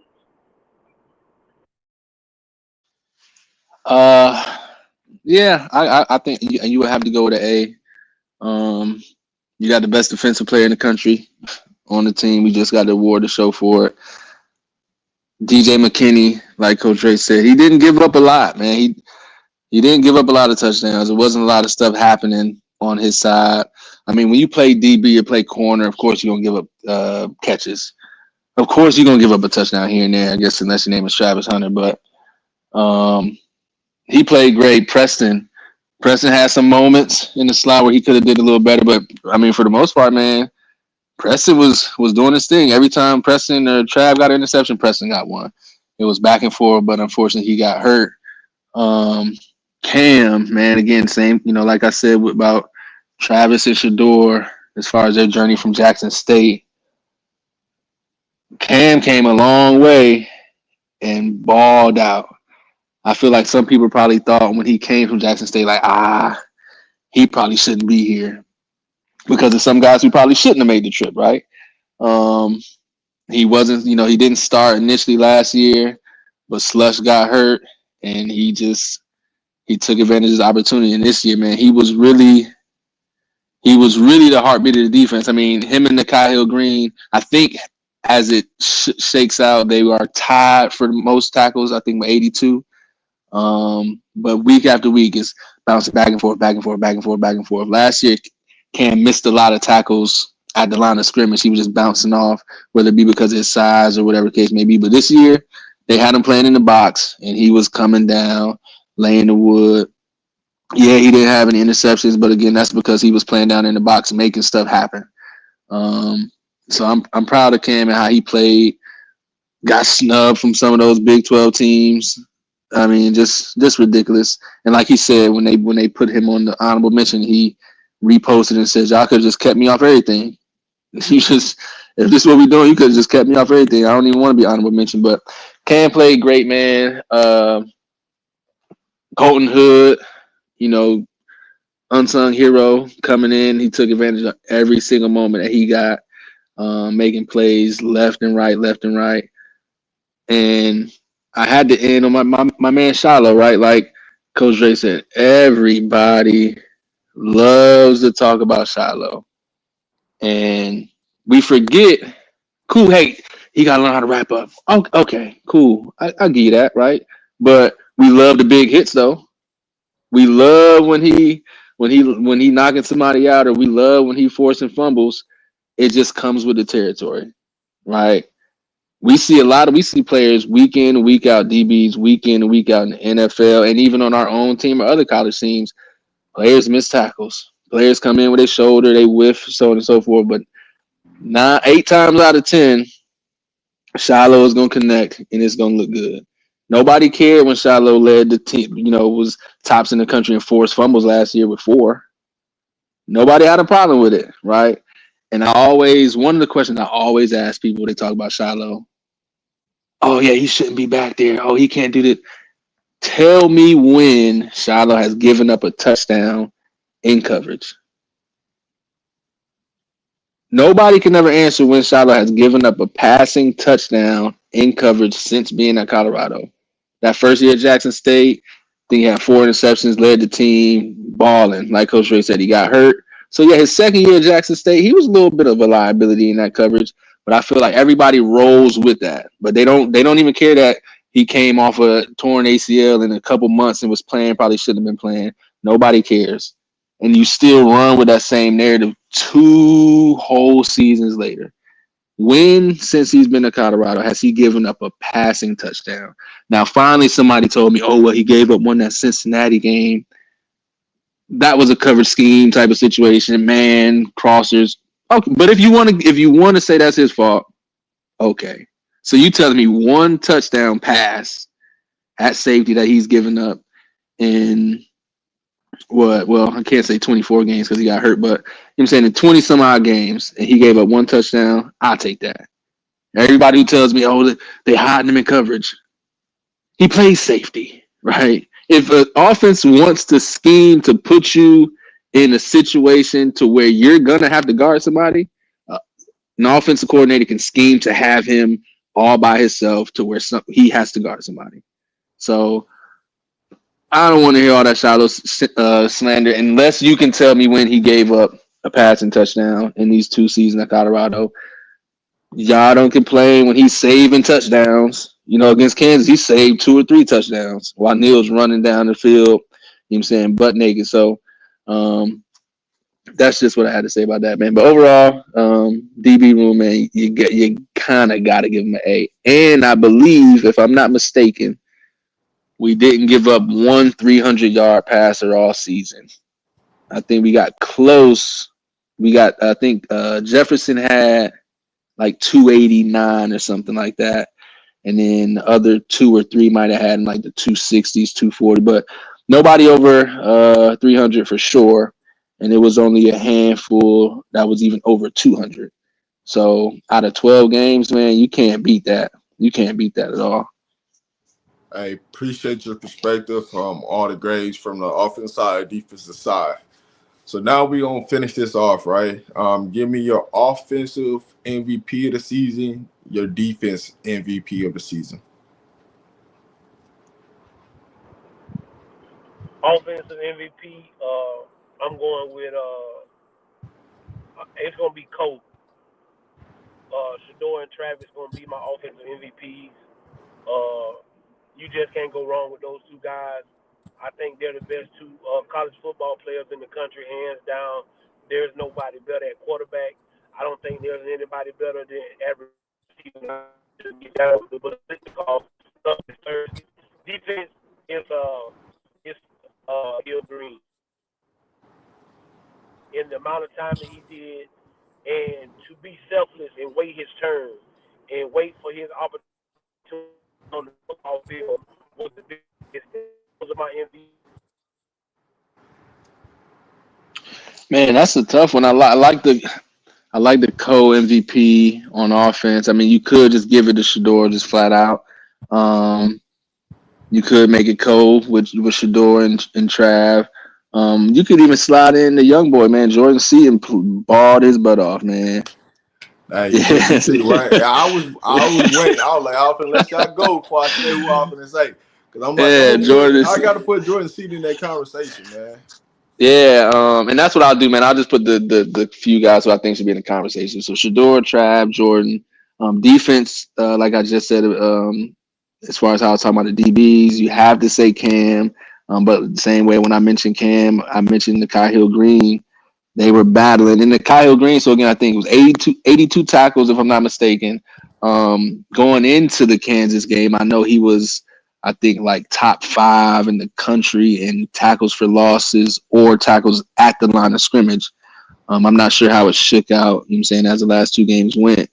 And that's with him not really playing 2 games, right? Like Trev started the first game and Trev played a lot of the second game. So in 10 games, Nikhil Green came in and did what he did. So he could have had well over 100 tackles if, he would have been able to get those other 2 games on his belt. But I would have to go with Cam for sure. Cam is the leader. You got to go with Cam as the leader. I would bring up Nikhil Green, and I would have to bring up Travis because he was just shutting down one side of the field. And again, him winning the best defensive player in the country, you can't go without mentioning him. But I think if I had to pick one person hands down, you would have to go with Cam. All right, so my defensive MVP, I'm going with the person that up front that made a lot of this stuff possible, and that's the block bully. When you talk about the ability to get to the quarterback for the edges, when you talk about the person that was taking on double teams to keep the linebackers clean, and also to help Cam go make plays, I'm taking the block bully in that sense because I think we always forget about the defensive line and we always look at the skill positions or the linebacker, but we forget about the people that made everything happen for them to stay clean and help that to happen. So I'm going with block bully as my defensive MVP for Colorado. I know a lot of people don't see why, but when you got a guy that can take on 2 people and that can keep people clean and let them go run freely, it makes a world of a difference. All you gotta do is go back and look at that year before when we didn't have that piece to go in to add that piece and look how tremendously different the defense changes. So that's what I'm running with. So we got a couple questions before we get about this thing. So first one is from Lawrence at RBE. Can you afford to roll with Stop and Ponder and Juju to see who starts? Sorry, I didn't even finish the question. Sorry. The money to bring in another QB is a lot. So how do y'all feel Ryan Staub and Ponder and Juju right now being all 3 quarterbacks on the roster? Here's my thing to this whole situation. They're going to bring in another QB. Whether that QB comes in the spring or if it comes in the fall, they're going to bring in another QB. I don't think you can't go through a season with just 3 QBs. So they're going to bring in at least 1 to 2, just replace the 2 that left. But I like Ponder. Stobbs is still to remain to see if he's going to stick around, but I like what Ponder at. I love to see, have him have the ability to go compete for that starting job. So right now, we're in an okay position, but there's still some things to be worked out in that quarterback room.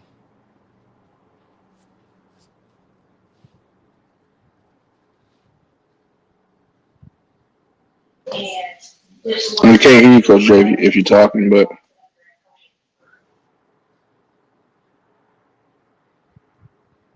Yeah, Joe, we can't hear you. Go ahead, Dale.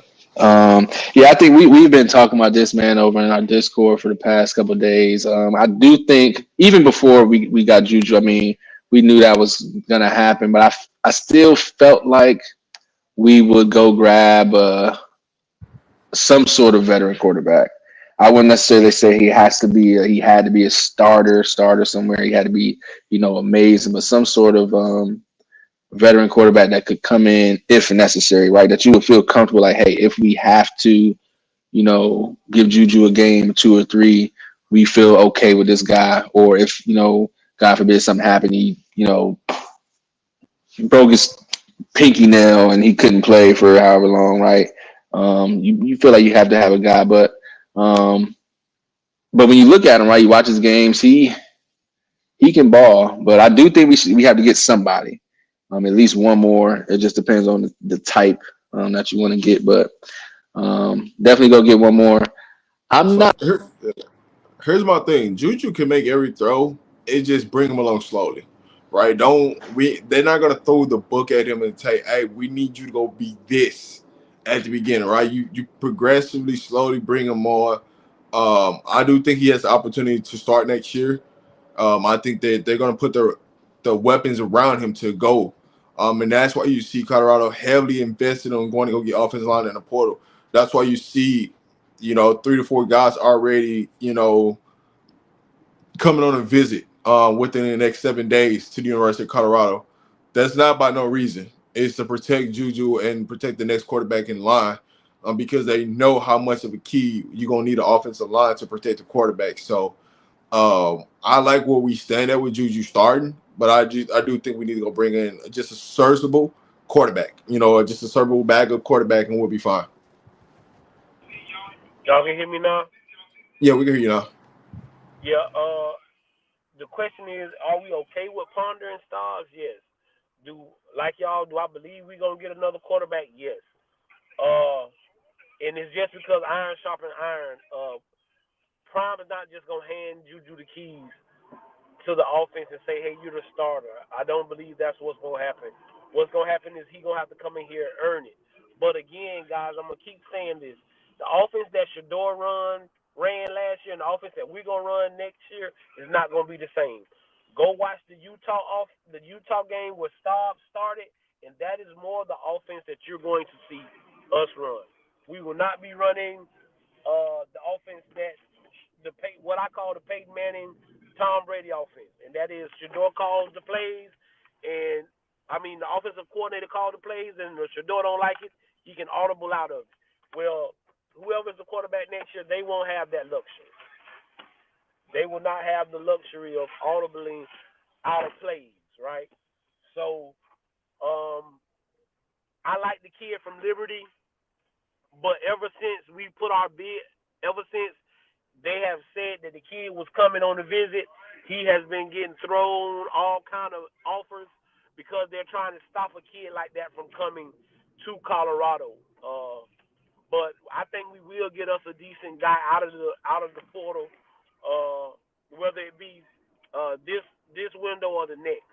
But I am completely sold on Staub and Ponder. But like I say, it's yet to see if Staub's gonna hang around. I think he is.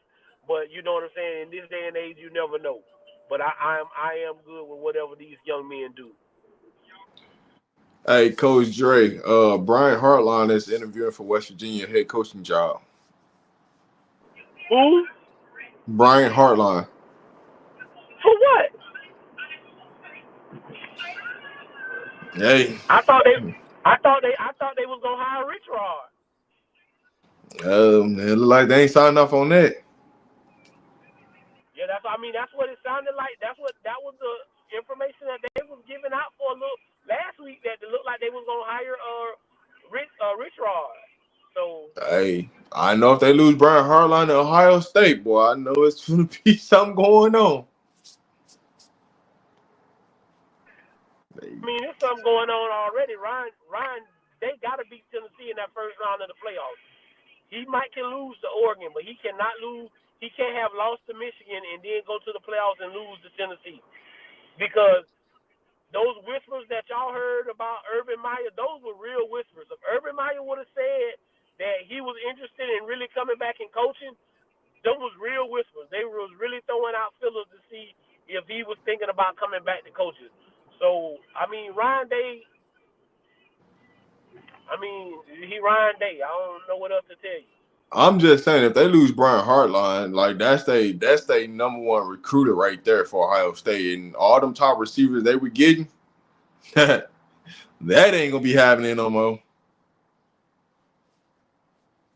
That dang show ain't gonna be happening if they get that man a head coaching job. So all right. So next question: any potential losing any coaching staff this season? There's gonna be probably one or two coaches that leave, but Coach Prime is also going to bring in some coaches. He's not satisfied where we at, but we're going to get better. So whatever that looks like, and whoever he brings in, just know that it's something calculated move that's happening. So Coach Prime is not an idiot. He knows who's interviewing for head coaching jobs or positions to be elevated in. So what I would say to you is, if we lose any coach, just know Coach Prime already got something in his back pocket, and he knows who we're going to lose, and he knows who is talking to other schools. So he's got something up his Hey, sleeve. So hey, Charlotte dropped the ball, and Coach Prime, if you listening to me, bro, I want Brew. I want Brew back. I know why he really left. Because he wanted. So we need to whatever we got to do to get him back. Because I just think yeah, his energy I, goes great with this football team. You get a guy like coach, Brew. go ahead. So yeah, a guy like Brew to go along with what we got on defense with Sapp and D. Lou and Dancy and them guys. I just hope. You know what I'm saying? Because I know I know a lot of people gonna offer him, but we can get Coach Brew to come back. Well, that'd be A plus. That's exactly where I was getting hit. I said, man, we got any opportunity to get Coach Brew back, man, we got to get him back in this tight end room. Like to have a Coach Brew as your tight end coach, that gives you, and with the tight ends that we got coming in, you gonna be cooking for sure. I guarantee you gonna see some production out them tight ends. That's for dang sure. Like they gonna have some meanness about them for sure, man. That's one thing Coach Brew can do is coach some tight ends, and I think we got the right pieces to elevate that. So,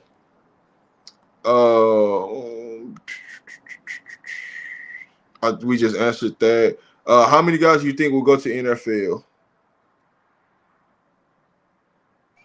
It depends on what you mean. Yeah, it depends on what you mean. Are we saying overall? Are we saying drafted and free agents? Or are we just saying, are y'all asking just All right, drafted? so let's do this. Let's go. How many people you think will get drafted, and then how many people you think overall make the NFL this year from our roster? Let's just do it. Let's Man, just answer both pieces to it.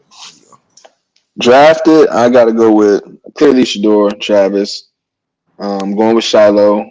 I don't care what nobody says. He's going to get drafted for whatever reason. I think, DeJounte will.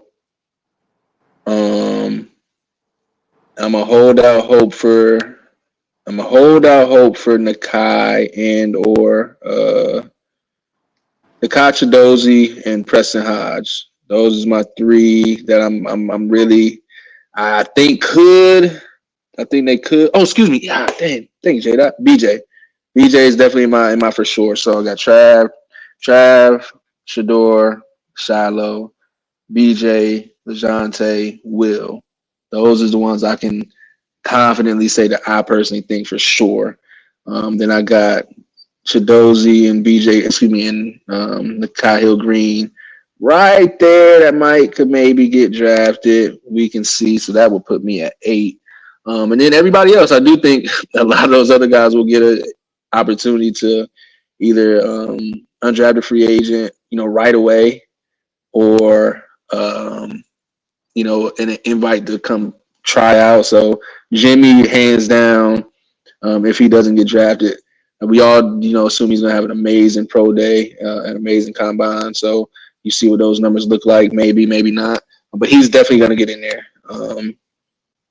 Who else do we have out there? I mean, even guys like Shane Coates, he's gonna get an opportunity to go get on the squad and test it out. Mayers will get a chance to get out there on the squad and test it out. So I think majority of the guys who we think in our minds, whether we think they'll get drafted or not, if we're thinking about their names, I'm positive they'll get an opportunity, whether they get drafted or not. I think Chidozie definitely gets drafted. Okay. I just Okay. I'm with y'all on that. I'm with I got us at least 6 and maybe possibly 7 getting drafted, but at least 10 being 10 on after the draft. I think when we sit back and look after the draft with the free agents, I feel we have 10 or 11 that get contracts. So anywhere from 6 to 7 getting drafted, which we Travis and Shador and Shiloh for sure. I think BJ is a sure. Will is a sure. LeJounte is a sure. I think Hodge getting hurt. Hodge had an That's what hurt him. NFL. Yeah, Hodge that had an yeah. NFL great. Yeah, and that's the only thing I'm saying. Hodge had a good NFL grade last year. I think they were saying he was fifth or sixth round with his grading. So it's just about how healthy he is. Does he go to a Senior Bowl, or does he play in one of those kind of games? What he does on pro day, or he gets invited to the combine or something like that. But altogether, I think we'll have 11 guys get contracts, 10 to 11 guys that get contracts. Because again, guys, the biggest thing is we've had NFL pros at every practice, and when you have NFL scouts at every practice, and they've got to see that these guys can, like a guy like Jimmy Horn, gonna be able to give you something not only in the receiver room, but also in the special teams game. Same thing with a guy like LaJohntay. Preston Hodge will be able to give you something. I think Hill Green, like I say, he might surprise us and get drafted, but if not, I'm for sure he'll get contacted right after the draft by like 6 or 7 teams, and he'll have his pick of the litter to go somewhere and play. And I think he's going to be a guy that's going to surprise a lot of people. Same thing with Silman Craig. Cam might not get drafted, and my feelings going to be hurt if he don't get drafted, because I think he should. But he's going to be a guy that gets anywhere from 12 to 13 phone calls right after the draft asking him about do he want to come in and be and he might be a guy that gets one of those high free agent contracts right off the bat, because I think he can give you everything you're looking for on special teams and in your room. So that's them the numbers I'm looking at right now. I'll say this about Cam. If you want another Bob Sanders, you get Cam. That's what I'll say to you. If you want another Bob Sanders, you draft Cam. Don't even let it go to free agency. I mean, that's the only thing that's gonna stop Cam is his measurables. That's the only thing that's gonna stop Cam from getting drafted is because of the NFL measurables and how they present of how you need this long arms or you need this or not, something that doesn't have to do with the film. What's being shown on film and how they play. It's gonna be that's the reason why he don't get drafted, but overall he's gonna find a home in the NFL. And when he does get to that roster, it's gonna be hard to get him off that roster because he's gonna come and give you everything. And I think that's the biggest thing with all those guys. You hit on the head. They got film. They got game time film, and we just not going all. And then, like you say, measurables. And that's why we keep saying Will, because Will is going to get he going to match all the measurables. He had a second, third round grade before he came to Colorado, guys. So all he has to do is go out there, grade well. His measurables are going to be off the chart, and do good at the East-West Shrine Bowl, do good in this last game. You heard Shador and Coach Prime say they want Jimmy to be healthy so they can get him off in this bowl game, because they want him to have better tape to show people that he's healthy and things of that nature. So we're going to go out our way to make sure that these guys, Coach Prime is going out his way to make sure that these guys have the opportunity, because also they're going to put in the work. And again, when you've had scouts at your practice every week, the biggest thing, guys, is scouts talk to scouts and they match notes. Now they might not tell you the recipe or tell you that I want to draft this guy, but if my notes match up with your notes, and when we sit here talking, hey, now I go back when I'm talking to my team about this kid. Hey man, well the Patriots said the same thing we said, and the Raiders said the same thing that we said. Hey, when we talked to the Bills about Silman Craig, man, hey, listen, he might be high on them guys' board. Like you say, we get to the 6th, 7th round, and you like, hey man, I'm telling y'all now, if we don't draft this kid, he gonna have this, and this. Everybody said this and this and this about him. So guys like that, and then we got some good character kids, and that's why I think we'll have anywhere from 10 to 11. But I think we'll have 6 to 7 guys' name called. And again, people just tired of hearing about Colorado. That's going to be another thing that's going to just fuel the fire. But it's another thing that Coach Prime can put in his recruiting tool is, hey guys, look what I did in 2 years. Look at what I put in the NFL. And some of these kids came from HBCU. Hey, now that's one kid I want us to go get. I really want us to get that linebacker from Grambling. I just really want us to give that guy. I think I wanted us to give that guy a shot. I think that guy has everything. I think Chainsaw Chaney just got here too late. I want to go get this guy from Grambling now so he can get in here right now and show what he can do. So I'm big on the kid from Grambling. I'm really big on the kid from Grambling. Hey, Coach, I think we're going to have 12 because I think everybody be forgetting about Made, our punter. He going to get an opportunity in NFL. Oh, yeah, Oh mate. yeah. That's a name that I said at the beginning of the season. I forgot about Mate. Yeah, I think he'll end up getting an NFL contract or some type of contract to go punt professionally. I think that's coming. So I gotta put his name in there because he's doing NFL things. So, but here's the last thing before we get up out of here. Will Coach Prime walk with another starter at QB after Shador leaves?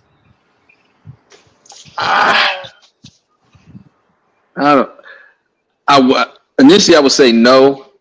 I would say no because that's been him and Shador's thing. My thing is I can't remember what he did with I know who you're talking about. When Staub at started Jackson that State. one game, I can't remember. Oh, Staub. Oh, I'm not sure. When Staub started Utah, I can't remember. But I want to say he might have walked with him, but my initial thought would be no. But then, as I'm thinking about it, he might do it just because he's always done it, right? He might get to the game and feel like, "Hey, this is what I always do." So I don't know. I don't know. I just don't. I just have a feeling that because Juju, if Juju's the starter, I think we get something of that nature. That's what I was gonna hit too. It's a family, yeah. If Juju's the starter, I think we get something of that nature. Just because he's going again, guys. If Juju is our starting quarterback next year, he will be 17 years old when we play Georgia Tech. And I think I said this on a couple of other broadcasts. When Shador gave Juju the keys, he didn't just give him the keys to the University of Colorado. I'm entrusting you to be this guy for my dad. I'm leaving you in my dad's hands because I know what I can do. I feel that good about you that I feel handpicked enough to say, hey, here you go, Juju. Here's the keys to this castle, and also to my father. So, like I say, I won't be surprised either way. But I think if it's Juju, I think it might be something, but it might not be as dramatic as what we saw with them. It might just be one way. You get what I'm saying? It might not be the both ways. It might just be they walk out together and he talking to him, stuff like that. It might not be the full Shador walk that they had because I think that's just something that he has with Shador. But if it does happen, I wouldn't be mad. I don't think nobody would be upset because, like I say, Juju was gonna be a kid. If it's anybody other than Juju, no. If it's anybody other than Juju, no. But Juju, maybe. But anybody else, no. I just think it will be Juju just because I remember the Travis first game at Jackson State and what Coach Prime did, and he walked with Travis, and they had a talk and they had a conversation. I just truly think he will do it with Juju. Well, the thing with that was Travis wanted to play. Right, he wasn't. Really did. Yeah, Prime didn't really want him to play, and he kind of talked Prime into letting him play, and he was just grateful that he cared enough for him to care about his situation and care about what he was, his health. And like you say, because most coaches in that situation, oh, you good? You saying you good enough to play? Hey, let's go get it done. You get what I'm saying? That's what most coaches would have done, and Prime wasn't on that. I think Travis played maybe one quarter, maybe a quarter and a half, and he took him out. And he took him out, yeah. 100%. Yeah, he knew he wasn't 100%, but he let him dress and go out there and get a feel of college football. Because I think in Travis' mind, he was thinking, hey, people going to think that, I'm a scrub or Coach Prime wasted his time with me. I'm not even healthy, but Coach Prime was looking at the bigger picture. And what you can say is, oh, look at him now. And like I say, that's the thing with a lot of stuff with Coach Prime. Like, Coach Prime is not worried about what y'all think.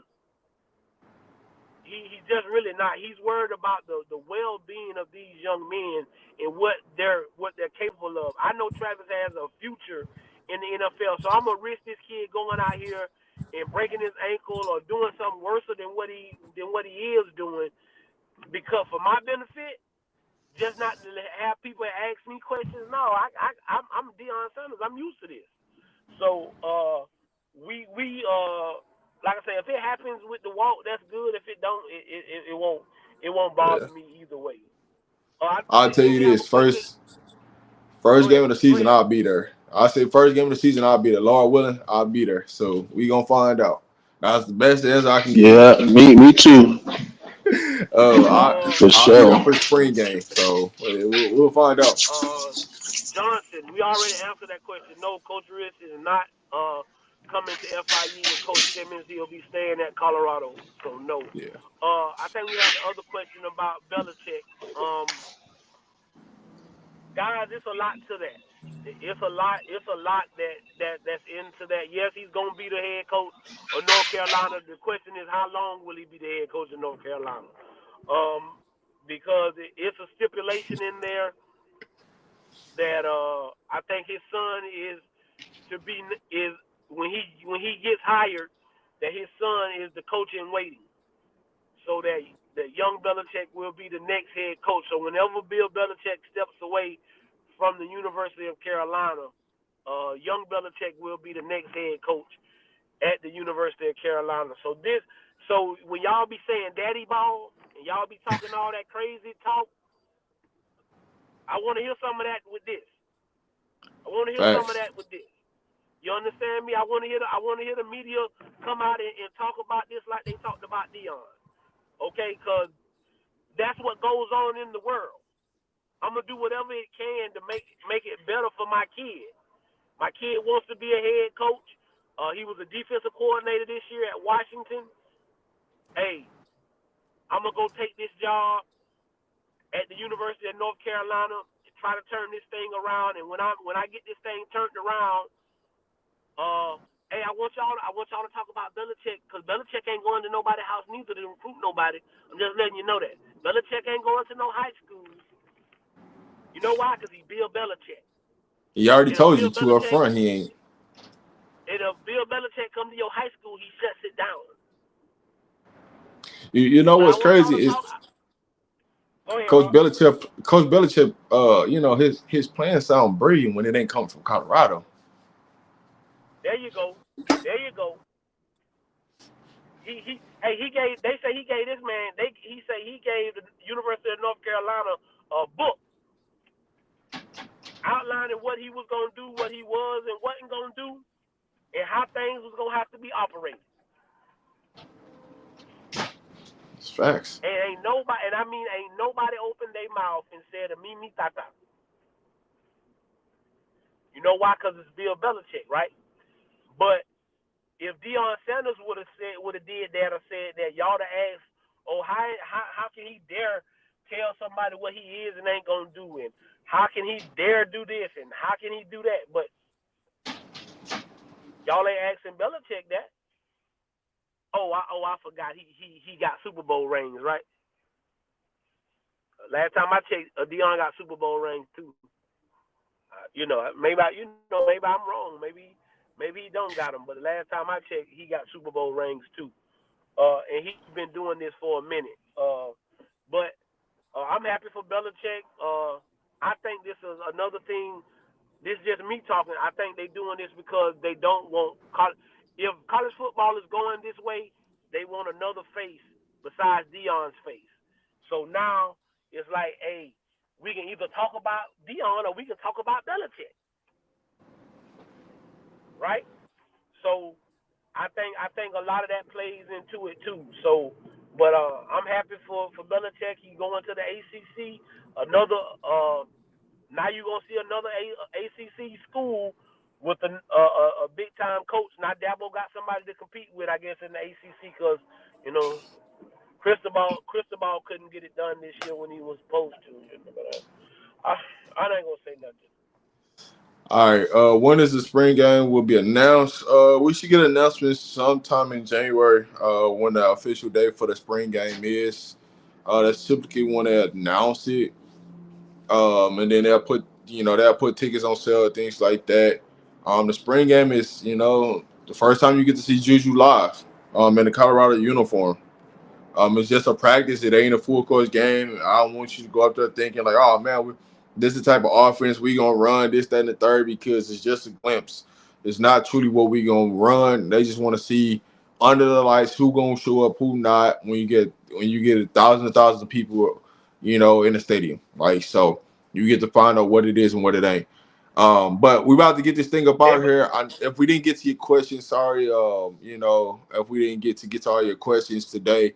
We try our best to try to answer as many people questions as possible. How many wide receivers we need to bring out of the portal?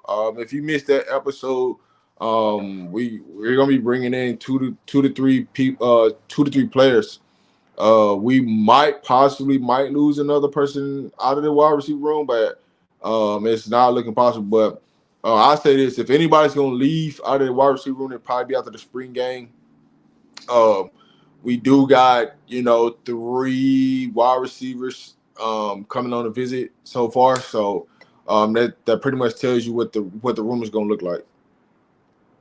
Hey, but one thing about the spring game, guys, you can guarantee the spring game will probably be a lot earlier than it has been because of the simple fact is the draft. Our spring game is normally last year was it after the draft, after the first day of the Yeah, so draft? normally when Colorado spring game is normally when the same time the NFL draft is happening. So you can book that the spring game is gonna be before the NFL draft this year. You can book that because Prime ain't missing that.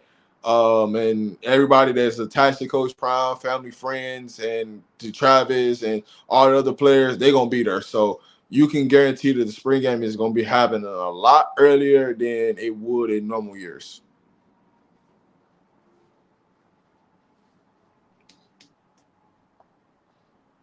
You got anything, Dev? Nah, man. As far as just what's going on, man. I mean, again, like I said before, it's a great season now. The portal's open. It's time to really lock in.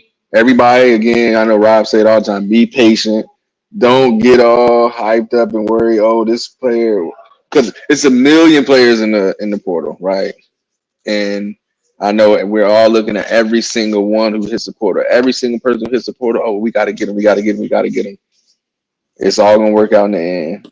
We did it I last say year. We're this gonna to do this it point. again. I say this to this point because I gotta say this before somebody. If we take somebody out the portal in the winter, this does not mean that they're gonna be here in the fall. I'm gonna say this again. If we take somebody out the portal in the wintertime, does not mean they're gonna make it to fall. I'm gonna leave it at that. But go ahead, Dale.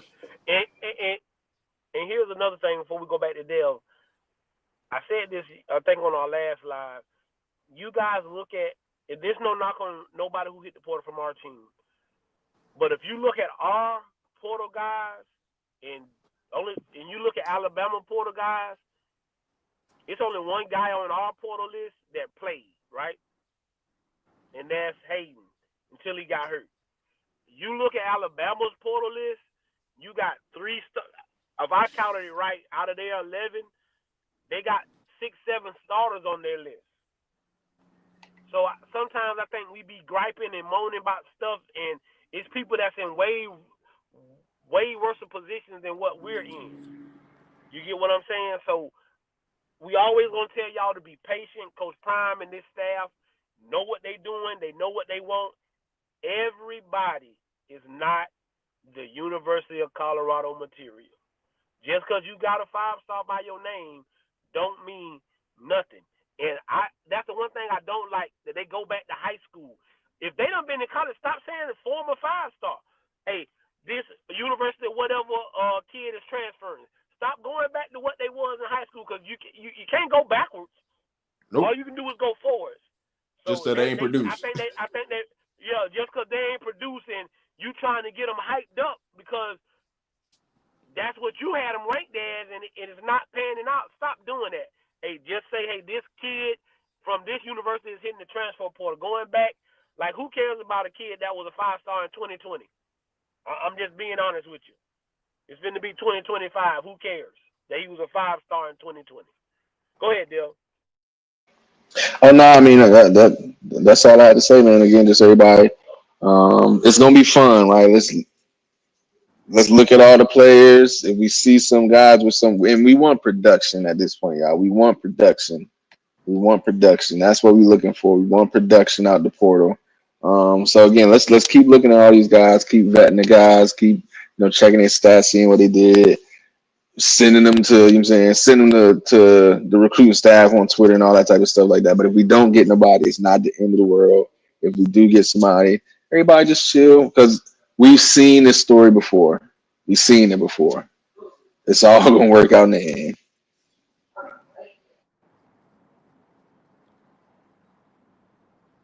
Go ahead, Coach Ray. Oh no, I mean that's basically it, man. I mean like he said, I mean I always tell people, we always talk about faith, and everybody talking about I got faith, I have faith. Faith is not when things are good, guys.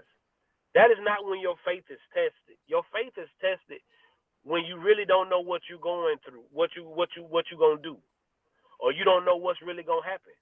And so when we ask y'all to have faith, we just telling y'all to have faith in what Coach Prime is doing and what he's building. Rome wasn't built in one day. I told you we building a brick house. We ain't building no wood house or no paper mache house. We building a brick house. And what Coach Prime has done is laid a great foundation. And now we building brick by brick. And he showed you what he can do when you give him the opportunity to have the same playing field as everybody else. Because his first year, he didn't have the same playing field as everybody else. And everybody looks over that and glosses over that, and that's cool. And everybody, and you can do that if you wish. But when you gave him the same playing field in the same time frame to get the best that he could get out of the portal, this is the results. A 9-3 season, almost 10 wins, tied for first place in the Big 12 when he was picked to finish second to last. All of that stuff. He couldn't recruit. He would never be able to pull kids away from big-time schools like Ohio State and this, that, and the other. He would never be able to get another big-time quarterback. He did that because he was just patient, diligent. He knows what he's looking for. He knows the quality of kid that he wants. We want kids with character at the University of Colorado. Selflessness, and that's what you saw with this great football team. You didn't hear about a lot of turmoil. You didn't hear about a lot of dislike. You heard about a group of young men with one common goal, and we accomplished that. Now we didn't accomplish everything we wanted to, but we will get there. So just have faith. Like we always tell you, be patient. And like you say, if somebody leaves that you like, you can still root for them. It's not against the rule not to root for other kids. Just because they're not putting on the buff uniform. You get what I'm saying? As long as when they don't, we like Dylan Edwards. You get what I'm saying? We just didn't root for him that night against Kansas when we played Kansas State. But we like them. So it's not a crime, guys, for y'all to like these kids or have an affection for these kids and then they decide to leave. Because, again, Asad Wasim, Coach Prime showed you why he's leaving. It's not that I don't think the kid – I just want the kid to be able to play. I think he should play. He might not get that opportunity here. So I'm going to put him somewhere else where he can shine. How many coaches doing that? So y'all just be patient. Again, we appreciate y'all coming out. We appreciate y'all rocking with us. I appreciate everybody who came and rocked with me last night on B Watts. For my brother Dale and Rob for stepping in and talking in the chat. But that's what we do here when we got this coalition of brotherhood, and we trying to show y'all that we can make this thing work, being positive, talking barbershop talk. But as I always, like I've been saying these last couple of days, talking in the right manner, giving people the utmost respect, and thinking of other people's feelings, not just yours, or just thinking that because you right.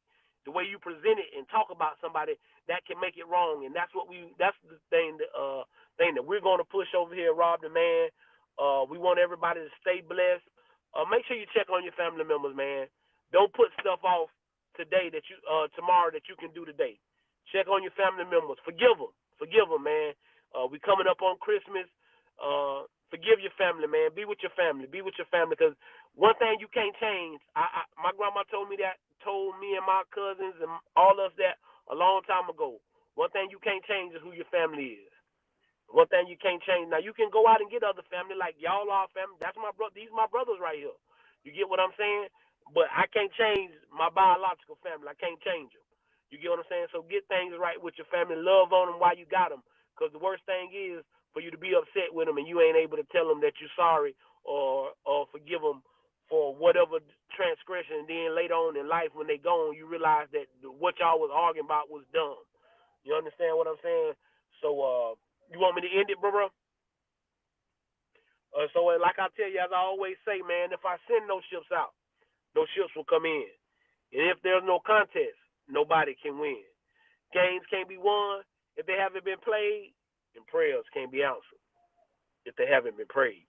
I am your man, Coach Dre. That is my brother B. Watts. That is my brother Dale. We appreciate y'all. Y'all know where to find us. We'll be back on Friday. God bless.